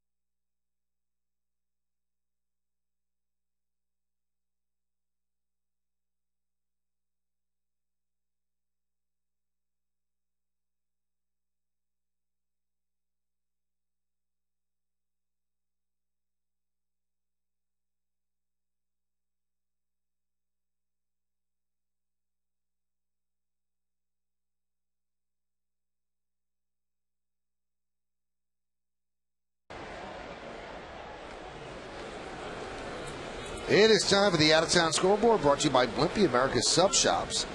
Angels beat the Royals 8-5 in Game 1 of a doubleheader. Toronto 1-0 over Cleveland, top of the 8th. Texas 2-0 over Boston, bottom of the 5th.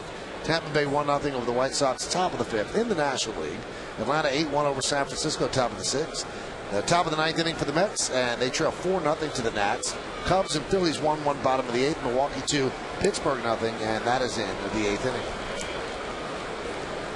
Here in the Bronx, it's 6-2 Yankees, and Sergio Mitre making his first big league appearance since the end of 2007. Missed all of last year with Tommy John surgery, and he's got a chance to pick up a win. And the pitch is low, 1-1.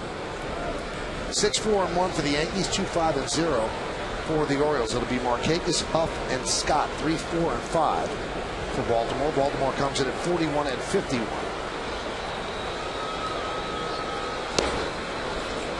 Tried a backdoor breaking ball and just missed a little outside. He's got 3 tough left-handed hitters to deal with in this inning. 78 pitches from Mitre. And there's a base hit off the bat of Markakis, his second of the night.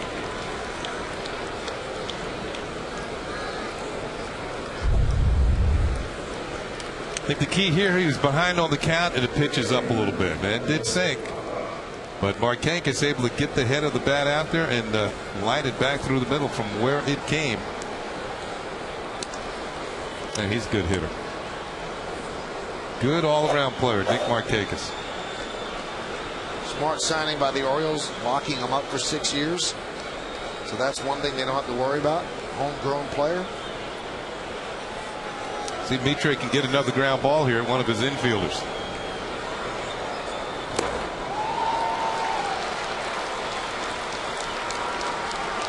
Count 0-1. Huff has kind of had a struggle this month. He's 0 for 1 tonight with a walk, but he's hit 170 in July coming into tonight. You know what could be on his mind, Kenny? He's been in a lot of trade rumors. Yeah, that's true. It affects a lot of players. They don't know where they're going to be by next Friday. And he's in the last year of his contract. Youth movement with the Orioles. Will they re-sign him? Probably not. So will they trade him? We'll see. Let's talk about him going to the Mets and several other destinations. But I think he's been through that before. He's been rumored to be in trades when he was with Tampa Bay.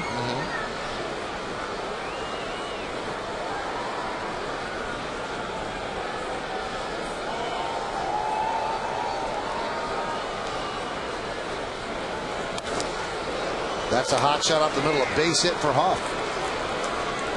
So 2 singles to open up the inning against Mitre, first and second, nobody out.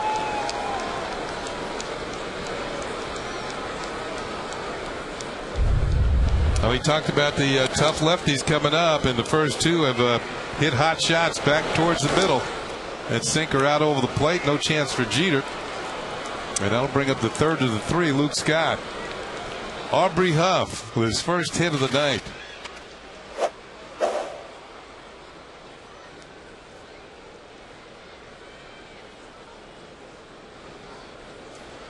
So Island having a talk with Mitre as the Yankee bullpen getting busy, and Alfredo Aceves looking for a baseball.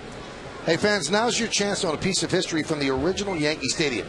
Seats and other items are now on sale at Yankees.com. All keepsakes come with a Yankee Steiner letter of authenticity. For more information and to purchase original Yankee Stadium seats and other memorabilia, visit Yankees.com today and click the Shop tab.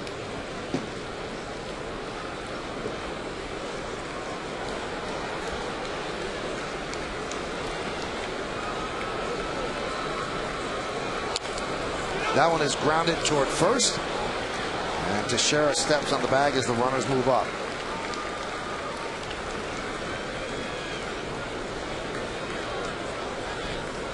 One away.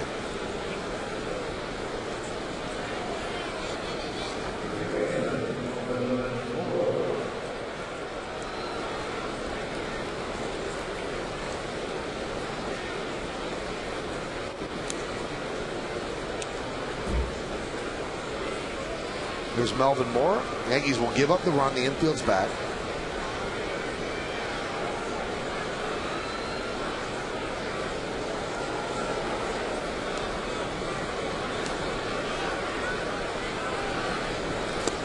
Swing and a miss. Mitre actually struck out Melvin Moore on a breaking ball back in the second inning. Good slider down and away.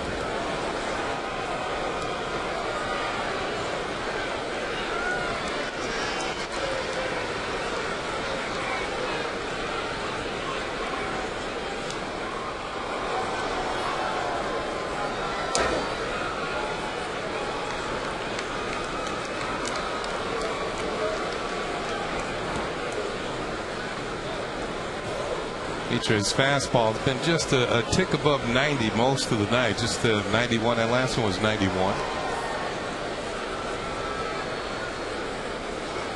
But couple that with the sinking movement, hitters think they have it lined up, and when they go to swing at it, they hit on top of the ball like that.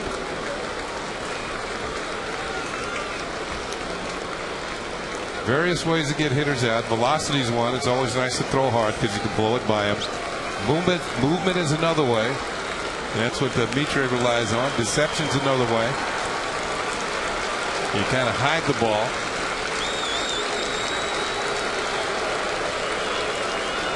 Location, making good pitches. That's another way. You combine all those in a good night, you can get a lot of people out. 1-2. Line drive down the left field line. It's a base hit. Cutting over as Damon knocks the ball down. They stop the runner. Now they'll resend him as the throw comes into second. So it's a 2-run single for Moore. They might give an error to Damon. Nonetheless, the 2-run score. And now it's a 6-4 Yankee lead.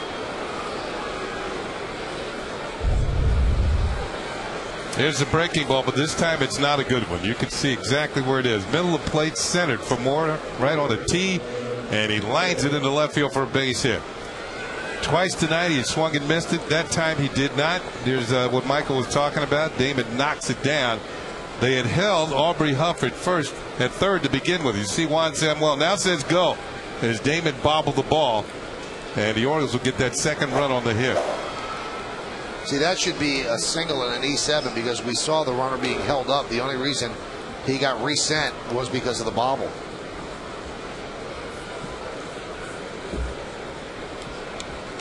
And they give him a single and 2 ribbies.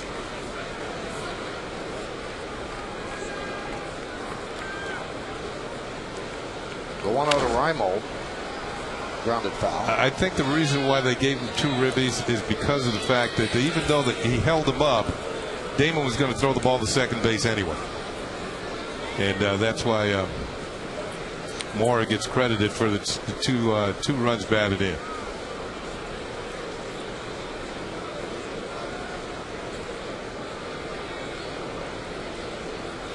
And he was far enough out there, he was going to throw him out one way or the other.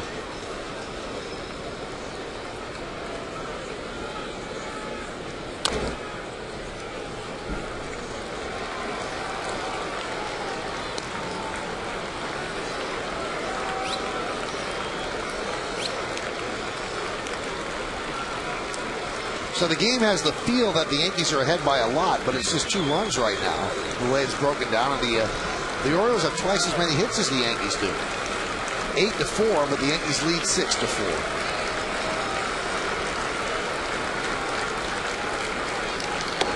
Strike 3.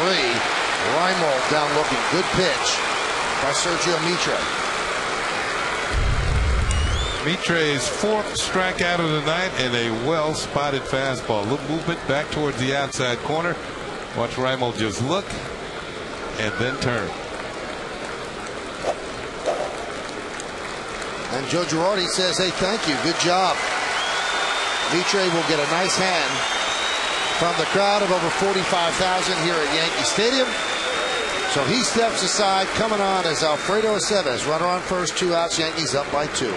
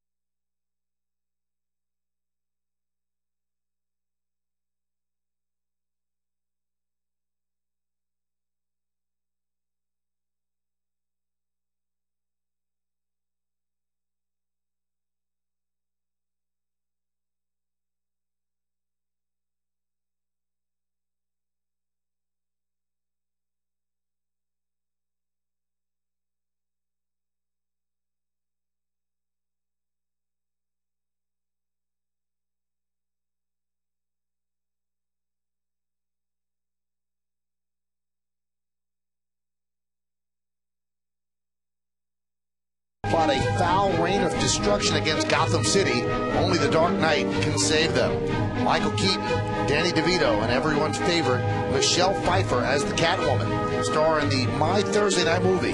Batman returns Thursday at 8 p.m. right here on My 9.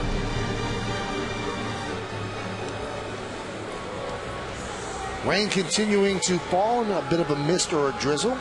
Sergio Mitre gives the Yankees 5 2/3 innings. 8 hits, 4 runs, 3 of them earned. Walked 1 and struck out 4 through 91 pitches. Ran into trouble against the 2 lefties at the start of this inning. Markakis and Huff with singles. And then Mora picks up a 2-run single. So they turn it over to Alfredo Aceves, who picked up the win last night with 2/3 of an inning through 11 pitches. Yeah, I think the Yankees are looking for about an inning and a third out of Aceves tonight. Phil Hughes is available for the 8th.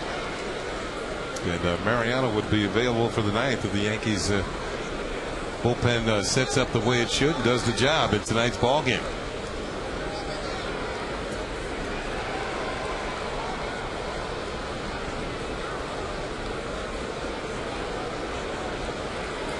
So Aceves calls out Posada to have a little bit of a conference.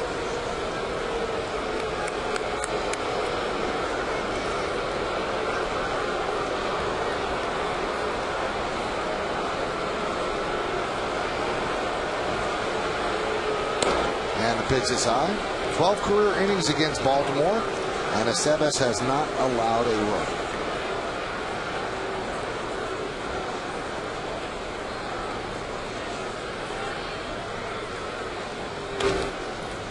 Popped up, shallow left, long run for Damon, and makes the play on the run for the final out of the inning. So Aceves throws 2 pitches to get the final out. Sergio Mitre in line to get the win. It's up to the Yankee bullpen as we go to the bottom of the 6th.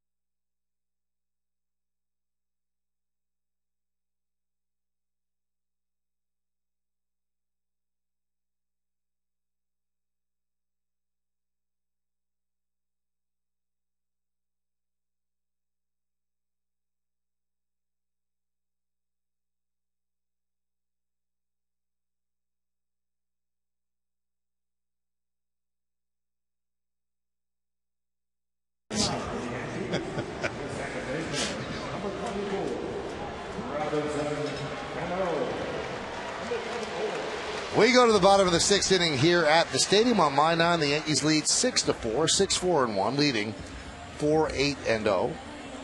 Well, the Orioles went to their bullpen in the 4th inning. The Yankees went in the 6th. Brian Bass got the final couple of outs. Actually got all 3 outs in the 4th, and then a 1-2-3 5th. But this was the last batter that Rich Hill faced. Oh, a high hanging breaking ball, and Robinson Canó knew what to do with it. Ran it out to the Yankee bullpen to be sure he'd get the ball back. And now he leads off the 6th. And Bass starts him off low, 1-0.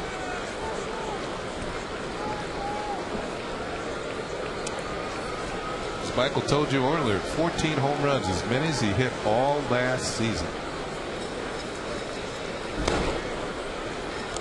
Now 2-0.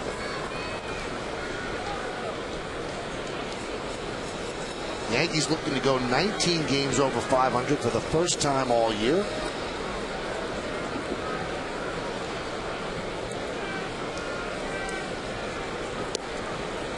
Red Sox got a run in the top of the 6th inning. Texas leads Boston with 2-1. That's in Arlington. Yankees and the Red Sox are tied atop the American League East.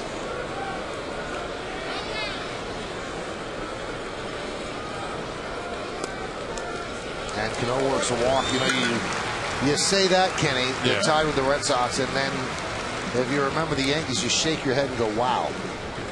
If we split the 8 games with Boston, what kind of shape would we be in? So they have actually, those 8 games almost serve as like 16 games. I mean, they were very, very tough to lose them. And here they are still tied with the Red Sox. Yeah, and not only that, they lost in all kinds of ways, too. Yep. So Boston had some late rallies. They had some blowouts. They had games where Yankees had the big leads and gave them back. But in a way, you look at that, Michael, and you say, They lost 8 games to the Red Sox and were still tied for first. Yep. So that means the Red Sox haven't played as well against everybody else as the Yankees have. And if you're the Yankees, as Matt Albert starts to throw, you could say, hey, we got 10 games left with the Red Sox. To do something. We're certainly not going to lose all of them. We'll see how it plays out.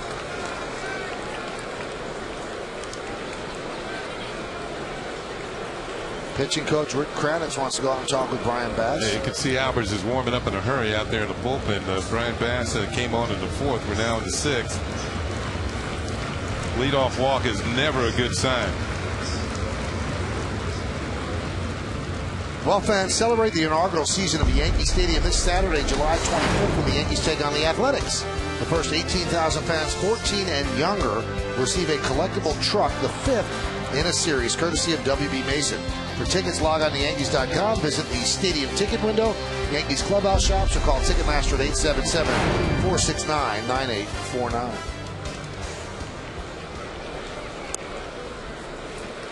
And the count 3-0.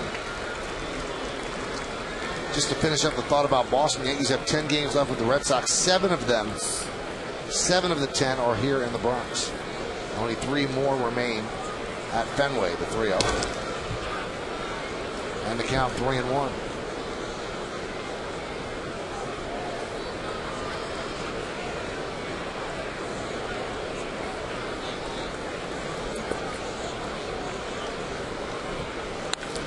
This could be 2. There's 1. On to first. Pulled him off the bag. Wow. There won't be an error on that because you can't assume the double play, but that was clearly a misplay by the Orioles. Oh, wow. It looked like they had all kinds of time, and it looked like his tourist was kind of guiding the ball over the first base. Roberts gets to the ball just fine. Right there, he comes across the bag, all looks fine, and he just lazily threw it over towards first to complete the double play and pulled Aubrey Huff off the bag. This is the way Canó did it. Wasn't the greatest throw, but it was there. Well, let's see if that comes back to haunt him. He would have 2 outs and nobody on. Instead, there's a man on and 1 out.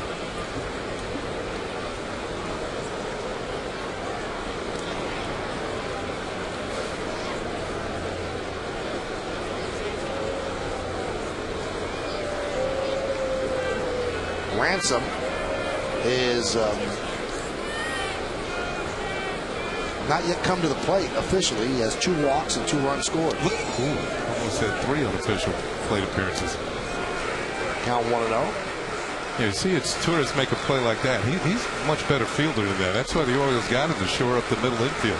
What do they have? 5 shortstops last year, play at least 25 games?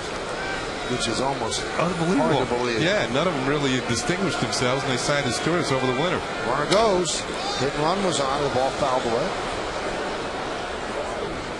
And for the most part, besides the fact that he had appendicitis, he's done a pretty good job.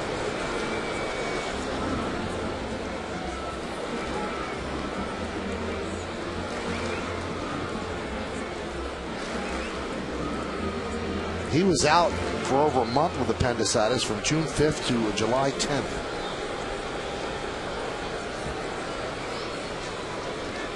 Yankees lead 6-4. We're on the bottom of the 6th inning. Throw over to keep Melky close.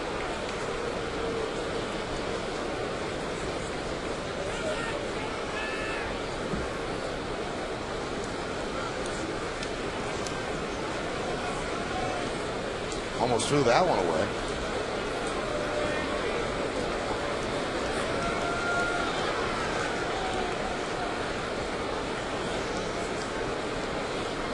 Ransom, another one of the Yankees that has a stolen base. You can tell by his uniform.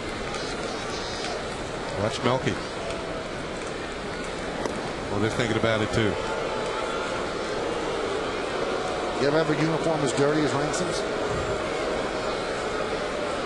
Yeah, I didn't steal many bases. I didn't slide head first either. Usually, I had a triple one year.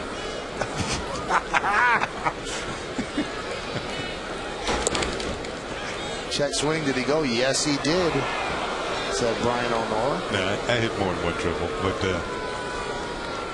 And knowing you probably slid in feet first. Yeah, I did. No, that was a head first or head first triple at Fenway. Yeah, nice. Yeah. Just totally lost what I was doing. Lost control.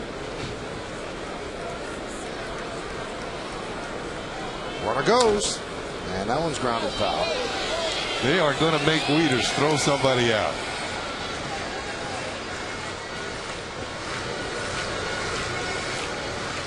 Oh, all right. You have 25 triples. But not in 1 year. 25 triples. That's not bad. Yeah, well.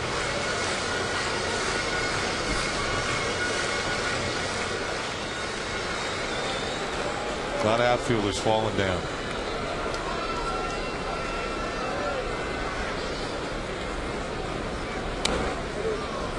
Ransom battling. Ransom has put together some good at bats tonight. He's walked twice, worked his way on, has a stolen base, scored a couple of runs. He doesn't get to play maybe once every 10 days or so. He's given A-Rod a little bit of a break tonight. A-Rod, the designated hitter. So Ransom's basic job at third base is to catch the ball, throw it to first, maybe turn a double play if the ball comes his way, and help out as much as he can on offense. And he scored a couple of runs.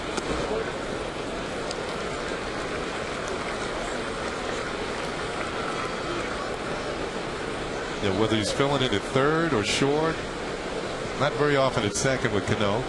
Cano's still a baby. They don't need days off? Not really. Still growing. Sky to right field. Markakis on the run, dives, and he can't make the play. And it goes past him. Cabrera hustles to third, moving to second is Ransom with a double, and the Yankees are set up second and third with one out. This is what I'm talking about. He's supposed to come in, make the plays at third basically, but what he can add offensively to the team is a bonus. And tonight he's been on base 3 times. This is his first hit. Long run for Markakis. You can see him stretch out, and once he doesn't make the play, the Yankees are set up with runners at second and third and just one out. Markakis, good outfielder, but this time the ball too far away from him, slicing away off the bat of Cody Ransom. Boy, you can see the effort.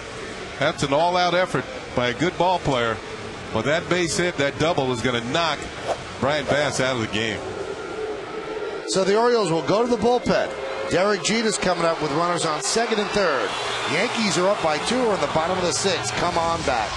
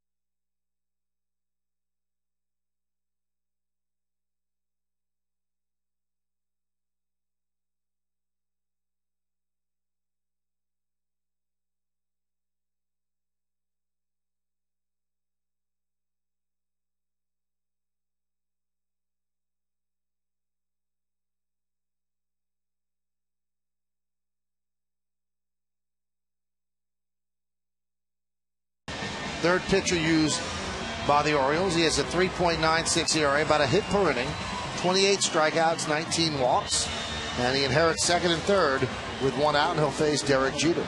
Yeah, Matt Albert's one of 4 players, I think that 5 players acquired from the Houston Astros for Miguel Tejada. Now, I know Tejada made the All-Star team this year for Houston, but 5 players coming over, including Luke Scott, Troy Patton, who the Orioles think a lot of in their minor league system, a left-handed pitcher. And Dennis Sarfante, who's pitching the big leagues but has been bothered by circulatory problems this year and is on the DL. We've got Melky Cabrera at third and Ransom at second. Jeter's at the plate. Infielders back. They'll give up a run on a ground ball. One man out. Yankees are up 6-4. Albers deals. And a strike. Here's a chance for the Yankees to tack on, make things a little bit more comfortable for the bullpen as they get to the latter stages of this game. With the infield back, a ground ball is going to get at least one run home. Make things a little easier for Aceves. Yeah. And the count 1-1. Yankees are 2 for 6 with runners in scoring position tonight.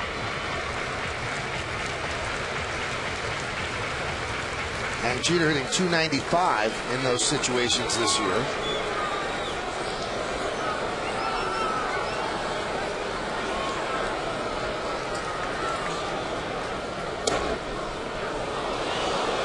Count 1-2 on the captain. See Derek a little disgusted with himself that he let this particular pitch go. Saw some movement on that fastball from Albers.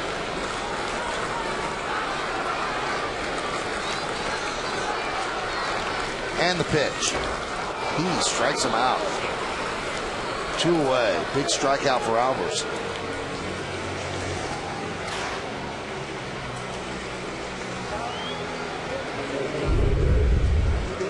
Take a look at the last one. Once again, it's that fastball in on the hands. And I think one thing we've seen from the Orioles in this series consistently with Derek Jeter at the plate, they're going to make him swing the bat, throw everything in on his hands so he can't push that ball off the right field like he does so well.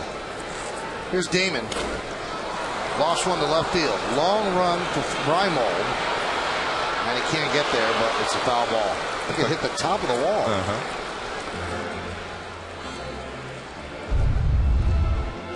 Here's Reimold. John Shelby, the first base coach and outfield coach, says doesn't look like he's running pretty fast, but he covers a lot of ground. And he's got a strong throwing arm. And this is Michael's talking about off the top of the wall, and then a souvenir for the fans.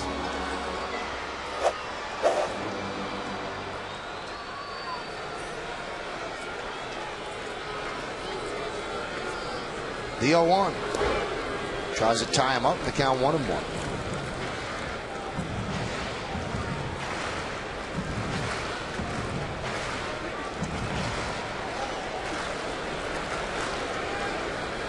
Top of the 7th in Arlington. The Rangers lead the Red Sox 2-1. And top of the 7th in Chicago, and the White Sox lead the Tampa Bay Rays 2-1. White Sox are putting on a little rush in the Central Division. The Tigers came in here, got swept, and the White Sox got busy against Baltimore. Took 2 out of 3.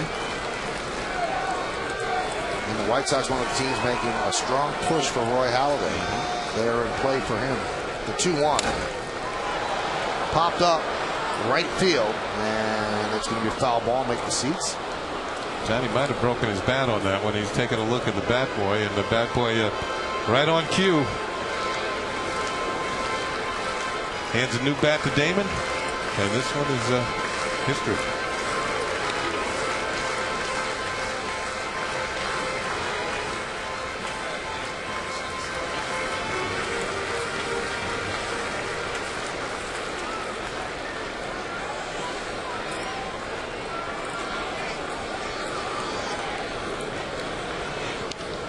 Slice foul.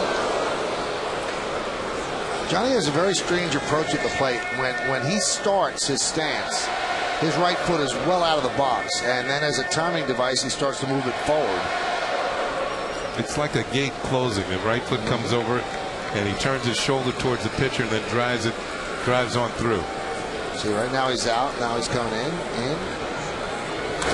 And that one is looped to left field. Reimold is there. And he'll make the play as Albers comes on and does a good job. The Yankees strand 2. No runs a hit, no errors, and those 2 men left. Let's take this baby to the 7th. It's 6-4 Yankees.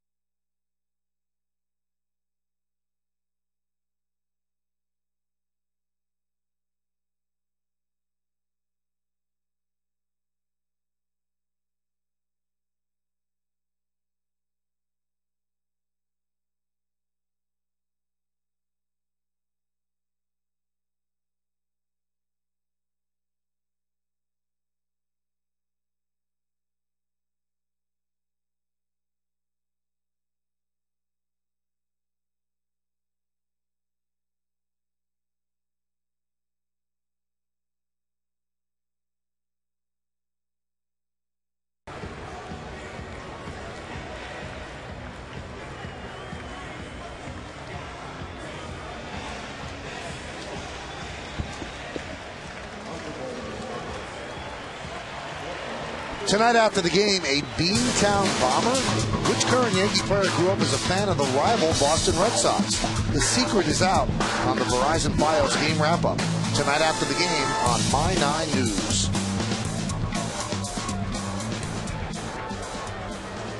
Well, the rain is held up here after a 26-minute delay. First pitch. And we go to the 7th inning. The Yankees are up 6-4 on the Cura scoreboard. And Alfredo Aceves couldn't let go of the ball. Looked like his spikes caught. Yeah, had a misstep on the mound, and lucky no damage. He figured all that windup and all that torque, everything coming towards home plate, but now he's ready. And that one is skied to center field. Cabrera is there. One pitch. Took that 2 pitches and 1 out. Was that well, they had 1-0, so I guess they put a ball up there because he didn't deliver the ball, so it was just 1 pitch. No, that's no pitch. Yeah. There was nobody on base.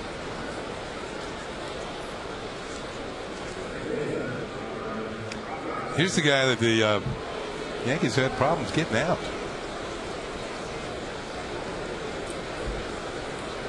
Well, it's clear the Orioles are building around Markakis and Roberts. They have signed them to long-term deals, and they want to keep Adam Jones around and Matt Wieters as well. But the guys at the long-term deals now, Roberts and Markakis. Roberts has been with Baltimore for 9 seasons. Never been on a winning team. That's got to get old after a while, I would think. Got to get old for the city of Baltimore as well. This organization was a great organization that won all the time. And now all they do is lose. And people forget, as recently as '96, we showed the Jeffrey Mayer play. The Orioles were really good. And they were the Yankees' main rival. Even before the Red Sox came back to be a prominent team again. But the Orioles have taken quite a fall and a tumble. These are hard times for them. They went from the Oriole way to no way.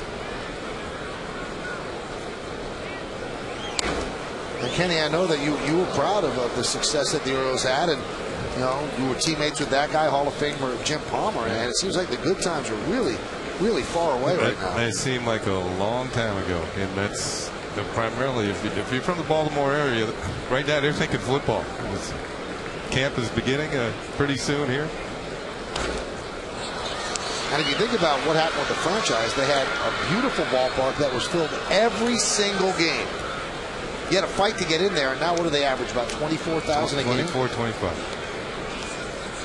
So that's how the fans are answering. And I think it's kind of misleading when the Yankees go there because all the New Yorkers come down and fill up the hotel, spend a lot of money. Of course, the merchants love that in Baltimore, but the other fans do not like it. Oh, there's another nice play by Canó.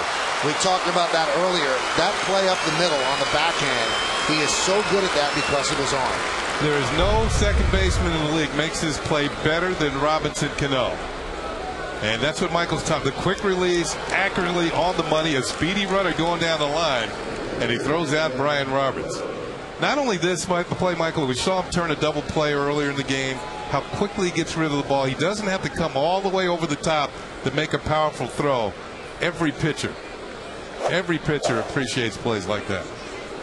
So Roberts was going for a 4-hit night. Instead, he's now 3 for 4 thanks to Canó. Here's Adam Jones. And there's a strike.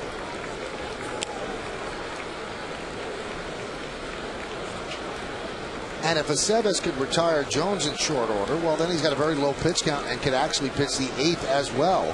And then you save Phil Hughes for tomorrow. Foul back. That's the 12th pitch thrown by Aceves.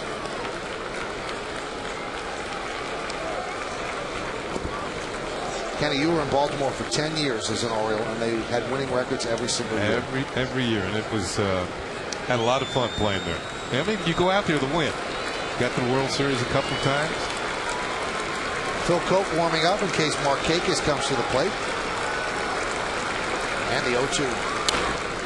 High fly ball, right center, converging Swisher and Cabrera.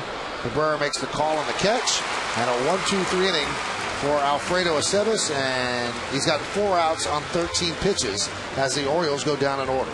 At the end of 6.5, it's time for the 7th inning stretch. Yankees lead the Orioles 6-4, but we stay right here to honor America in the Bronx.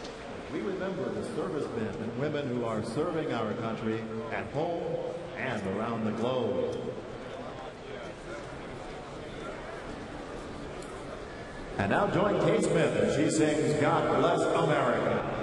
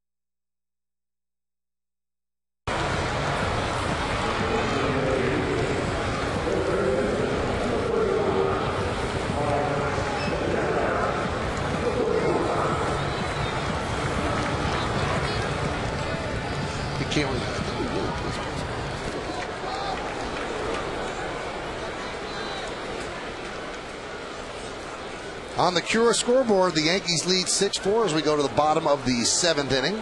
It'll be the heart of the Yankee order, 3, 4, and 5 against reliever Matt Albers, the third pitcher used by the Orioles. Rich Hill, Brian Bass, now Albers, who came on to get the final 2 outs of the 6th.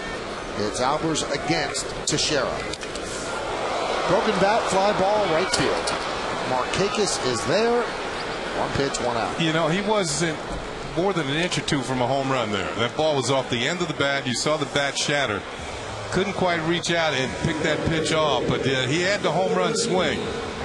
And that shows you how close it is to be. Watch it. This is going to be off the end of the bat. The ball is moving away. And he couldn't quite get out there and cover it.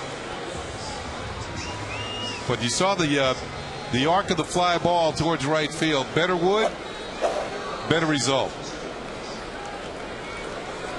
Here's Alex Rodriguez, big 2-run single in the 3rd inning. Walked and scored, and had a stolen base in the 2nd.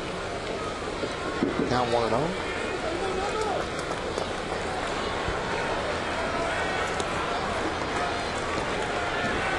The way this game is playing out, that stolen base was key. He moved the 3rd on a fly ball and scored on another one. The Yankees kind of manufactured that run in the 2nd inning. And you like to see that sort of a run scored, because if you make the playoffs, you can't always depend on the home run because you're facing the best pitchers, and you're going to have to manufacture runs every now and then. And I know that was something that Girardi was trying to institute last year. Obviously, the injuries to Wong and Posada set them back. Then they got 89 wins. but he was trying to get them to play small ball and not always wait around for the home run. Well, a couple of walks, a stolen base, a single, and led to 2 more runs the next inning. And A-Rod capped that off with a 2-run single.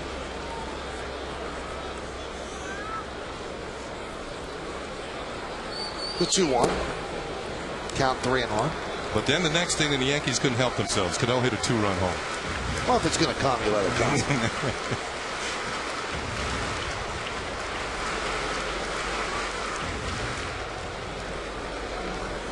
A-Rod the DH today, so kind of a quasi day off, not playing the field.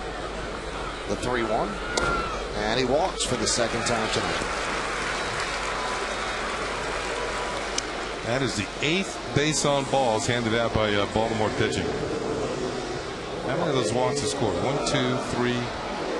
3 of them have scored. Make that 4. Sorry, Michael. That's all right. Along with the guy who just said sorry, Ken Singleton, I'm Michael Kay. And you're watching Yankees baseball right here on My 9. Bottom of the 7th inning. It's 6-4. Yankees over the Orioles. So runner on first base with 1 out. And here is Posada. So that walk by A-Rod, his 50th walk in 63 games. A lot of respect. He's no Rodney Dangerfield. Now that's a positive. Yeah. If you want to look at it and say a negative, the Yankees have to have somebody step up and be a powerful force batting 5th to provide the protection where you make the team pay for walking Alex Rodriguez. Well, Alex made him pay himself when he walked, stole second. I mean, 4 of the walks. I mean, the Yankees have 6 runs. 4 of the walks scored. Now the Yankees have flip-flopped with players behind A-Rod. Posada tonight. Matsui last night. Cano's done it a lot as well. But somebody has to really make teams pay when they walk Rodriguez. He needs the protection that he provides for Teixeira.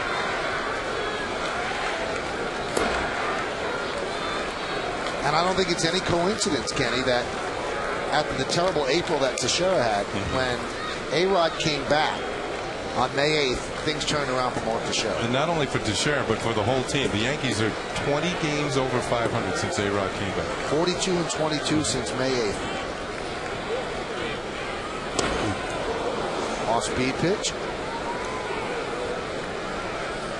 And A-Rod came back against these Orioles, and his first swing was a home run at Camden Yards. And not only has the offense clicked since A-Rod got back, the pitching is pitching to a 3.76 ERA.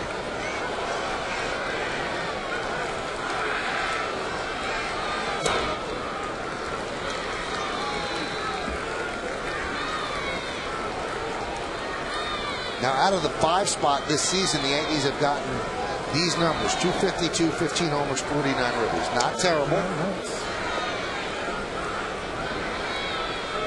2-2. And the count is full at 3-2. Let's see if they send Alex Rodriguez with a full count and 1 out.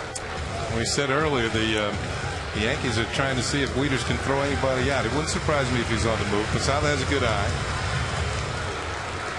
Albers has a sinking fastball, so that might lead to a ground ball if he doesn't go.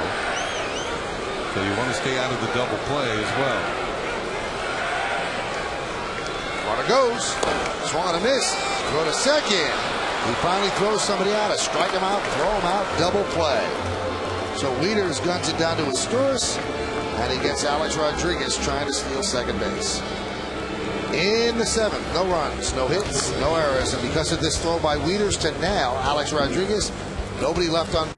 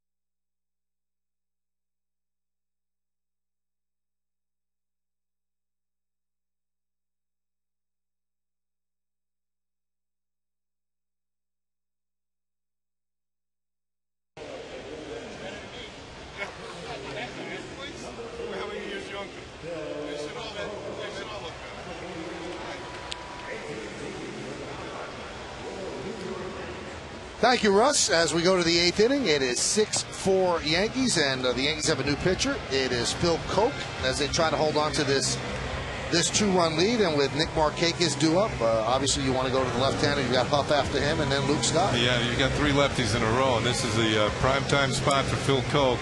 With a lead going to late in the ball games, and the Orioles having their 3 best left-handed hitters coming up. You go to the left-hander out of the pen. And this kind of reminds me of when Seattle was here. They had Ichiro and then Russell Brandon. 1-2 in the order. And Phil Koch, 2 nights in a row, faced both of them and got them all out. Let's take a look at the Orioles in-game box score, which is brought to you by Hyundai. Ready for good news? Get Hyundai Assurance after $5,000 cash back on select models now. Brian Roberts has 3 hits, and he scored 2 runs. An RBI ground out by Adam Jones, an RBI and 2 hits for Nick Markakis, a run scored for Aubrey Huff, 2 ribbies for Melvin Mora, a hit for Wieters, Nolan Reimold, Cesar Asturias, Luke Scott, and Adam Jones all have not picked up a hit. Well, they've stacked their lefties, and it makes it easy. Not that it's ever easy, but it makes it easy for a manager to make this move. And Girardi knows exactly when he's going to bring in Phil Koch when they face the Orioles, because with Markakis, Huff, and Scott, when would you bring him in? You'd bring him in right there. Lefties are hitting 184 against Koch this year, and righties are hitting just 200. Now that went up just a little bit as Markakis lines a single to center field. He's just a good hitter. Yeah, he is. That's his 3rd hit of the game.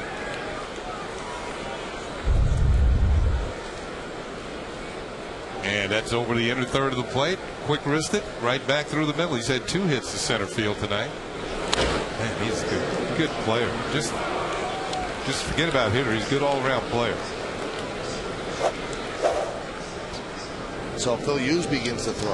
Yeah, this is the situation, because after those 3 lefties, then you got Moore and Reimold, then a switch hitter and Wieters. And the pitch to Huff is a strike.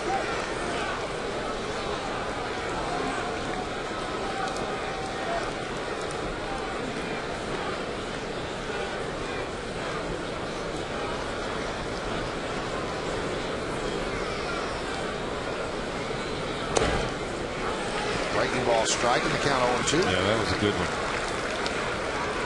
After the first pitch was a fastball, he comes back with a nice sharp breaking ball, and now he's got Huff 0-2.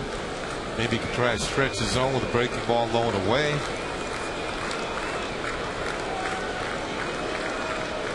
And he struck him out. So Huff goes down on strikes. Now let's take a look at the out-of-town scoreboard, which is brought to you by Empire City Casino at Yonkers Raceway, the jackpot next door. First game of doubleheader, Angels 8-5 over the Royals. Cleveland comes back to beat Toronto 2-1. Texas 3-1 over Boston, top of the 8th inning. White Sox 2-1 over Tampa Bay, top of the 8th inning. In the National League, Atlanta beat San Francisco 8-1. The Mets shut out by the Nationals 4-0. 1-1, Cubs and the Phillies bottom of the 11th. Milwaukee 2-0 over Pittsburgh. That's a final. Check swing by Luke Scott. Did he go? No, said Adrian Johnson. With the strikeout, Huff is now 0 for 6 lifetime against Koch.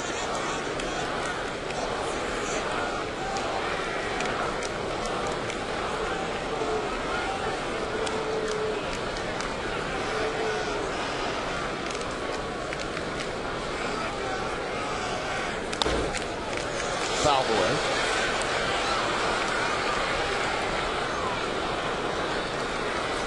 Yankees with a long homestand to open up the second half of the season. Mark Hendrickson, who pitched yesterday, warming again in the bullpen.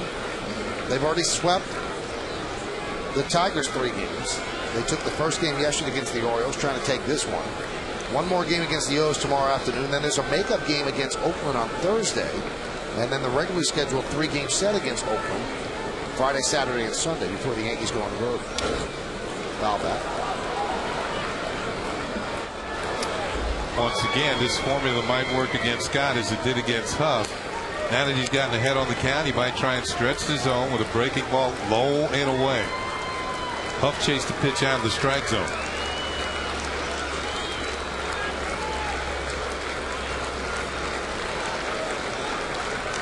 So Scott this month has been hitting much better than Aubrey Huff.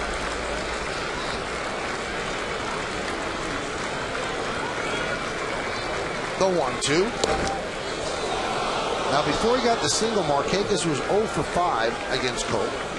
We told you that Huff now 0 for 6 against Colt. And Scott is 0 for 3 against Colt.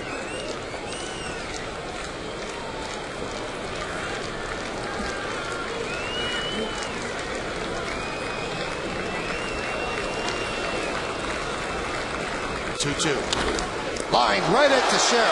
Double play. So Luke Scott hit it on the screws. And Markakis just couldn't get back as Teixeira steps on the bag after grabbing the liner out of the air for the inning-ending double play. No run to hit. And because of the DP, nobody left. The Yankees are pumped as they go to the bottom.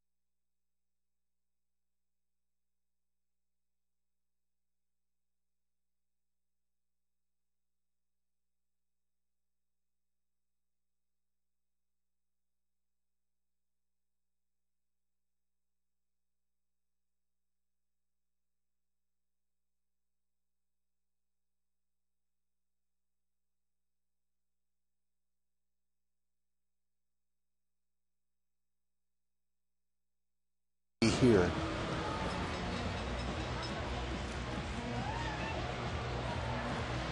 Time to take a look at the Yankees in-game box score, brought to you by Hyundai. Ready for good news? Get Hyundai Assurance and up to $5,000 cash back on select models now.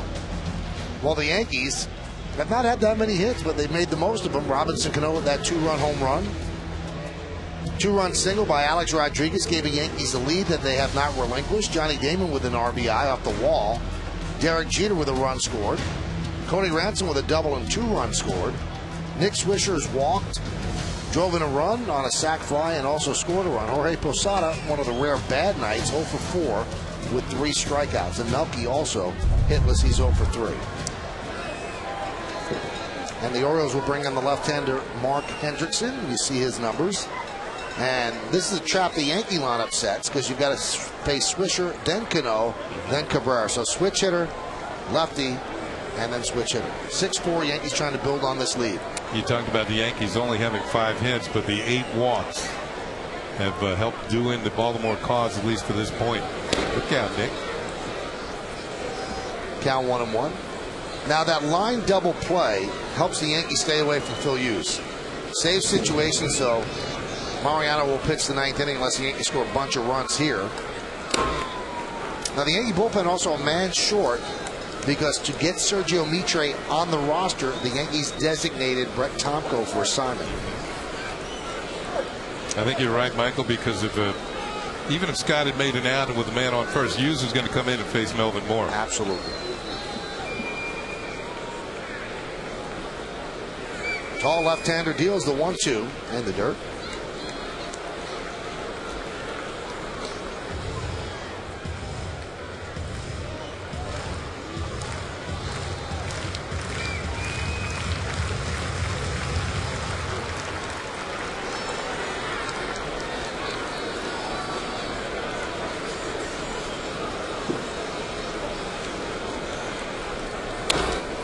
Rounded to short is Joris. 1 away. Hendrickson's done much better out of the bullpen than as in the starting role. He was in a rotation at the beginning of the season. But some pitchers just fare better when they work in a different situation. Maybe when they come to the ballpark, they don't know if they're going to work or not, as opposed to waiting on 4 days and then coming out to pitch.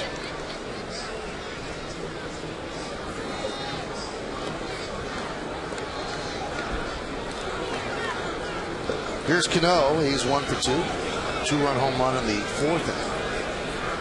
His 14th of the year, matching his total for all of last season. And then he walked in the 6th.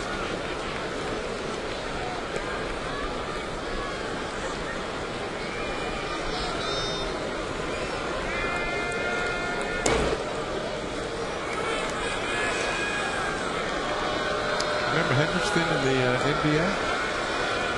I do. He played for the Nets for a while.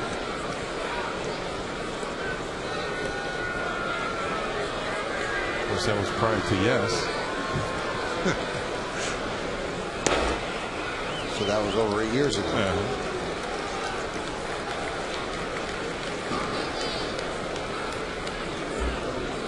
Well, it was his stated goal to get on yes, so he's finally here. It's from Mount Vernon, Washington. A world away from Mount Vernon. Yeah.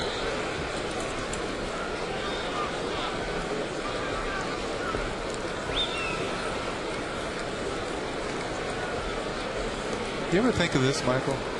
What would the U.S. be if the country had been settled from west to east instead of east to west? How would that have changed the psyche of the country?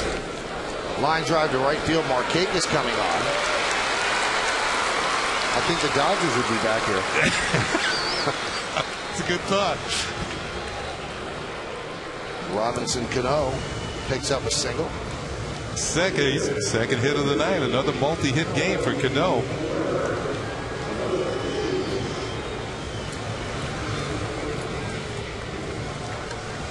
Robinson's among the league leaders in that category. He's got 37 of them now. Sneaking up on Ichiro.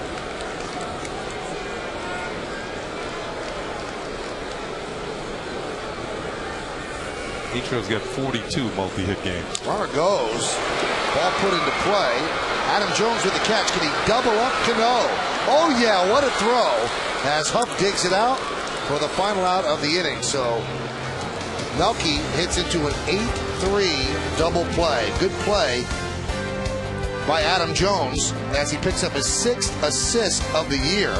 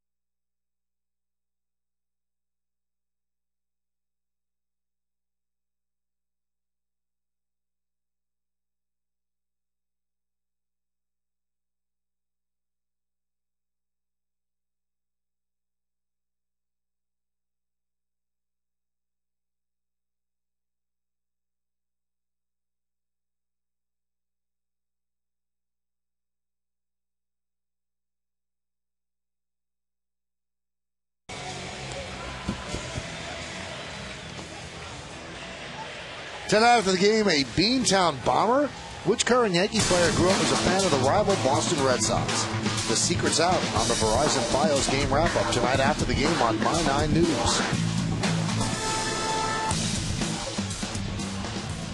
Well, the Orioles have a chance in the top of the ninth inning to try to tie this up, but they have to do it against Mariano Rivera, who has saved 22 straight, 26 overall, putting together another outstanding season, 35 base runners in 40 innings. So a whip under one and more than a strikeout per inning. And Mo has saved 5 of the Yankees' last 6 wins. So he saved all 3 games against the Tigers. Didn't pitch yesterday. It was a walk-off win. It wasn't a save situation. And now he's back on the mound today. Melvin Mora will start it off. Mora made the game close with a 2-run single in the 6th inning of Sergio Mitre. And Mora 2 for 22 lifetime against Mo. You see Brett Gardner in center field.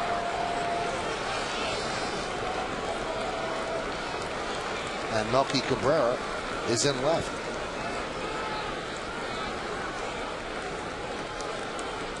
And a strike.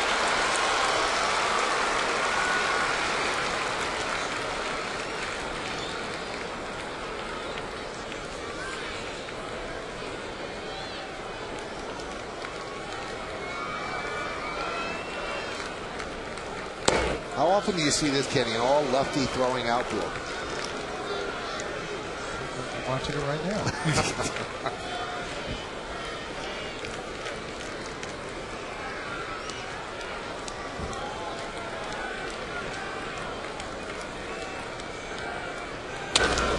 Right back to Rivera.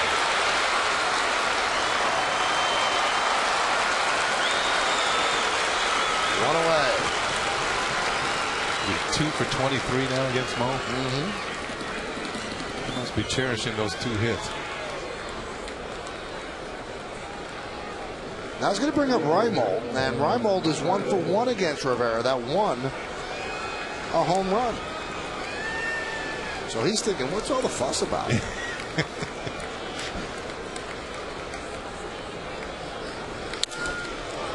Ground ball up the middle, Jeter. And the Yankees are 1 out away. Jeter ranging to the glove side. That's what we were talking about earlier, Michael. Much more range to his left. And this time he gets in front of it. This ball was hit fairly hard. Stays with it. Raimo runs pretty well. Got him by about a step. Stand with it. Gloves it. And now throws it. Now Matt Wieters, the youngster, 23 years old, is going to get his first look at Mariano Rivera.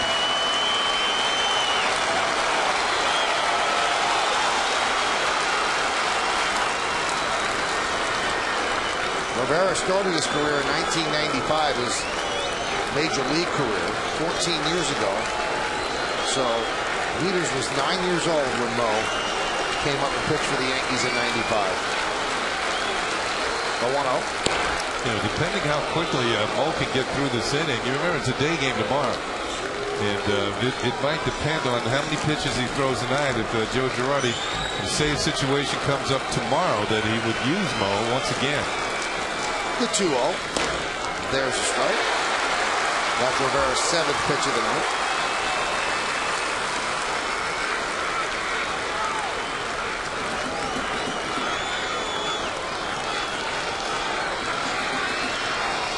The 2-1. And the O's are down to their final strike. If Mo can pick up the save tonight, it would be his 58th save against the Baltimore Orioles, more than any other team.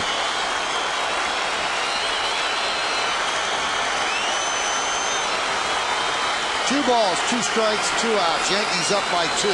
The pitch. Wieters stays alive.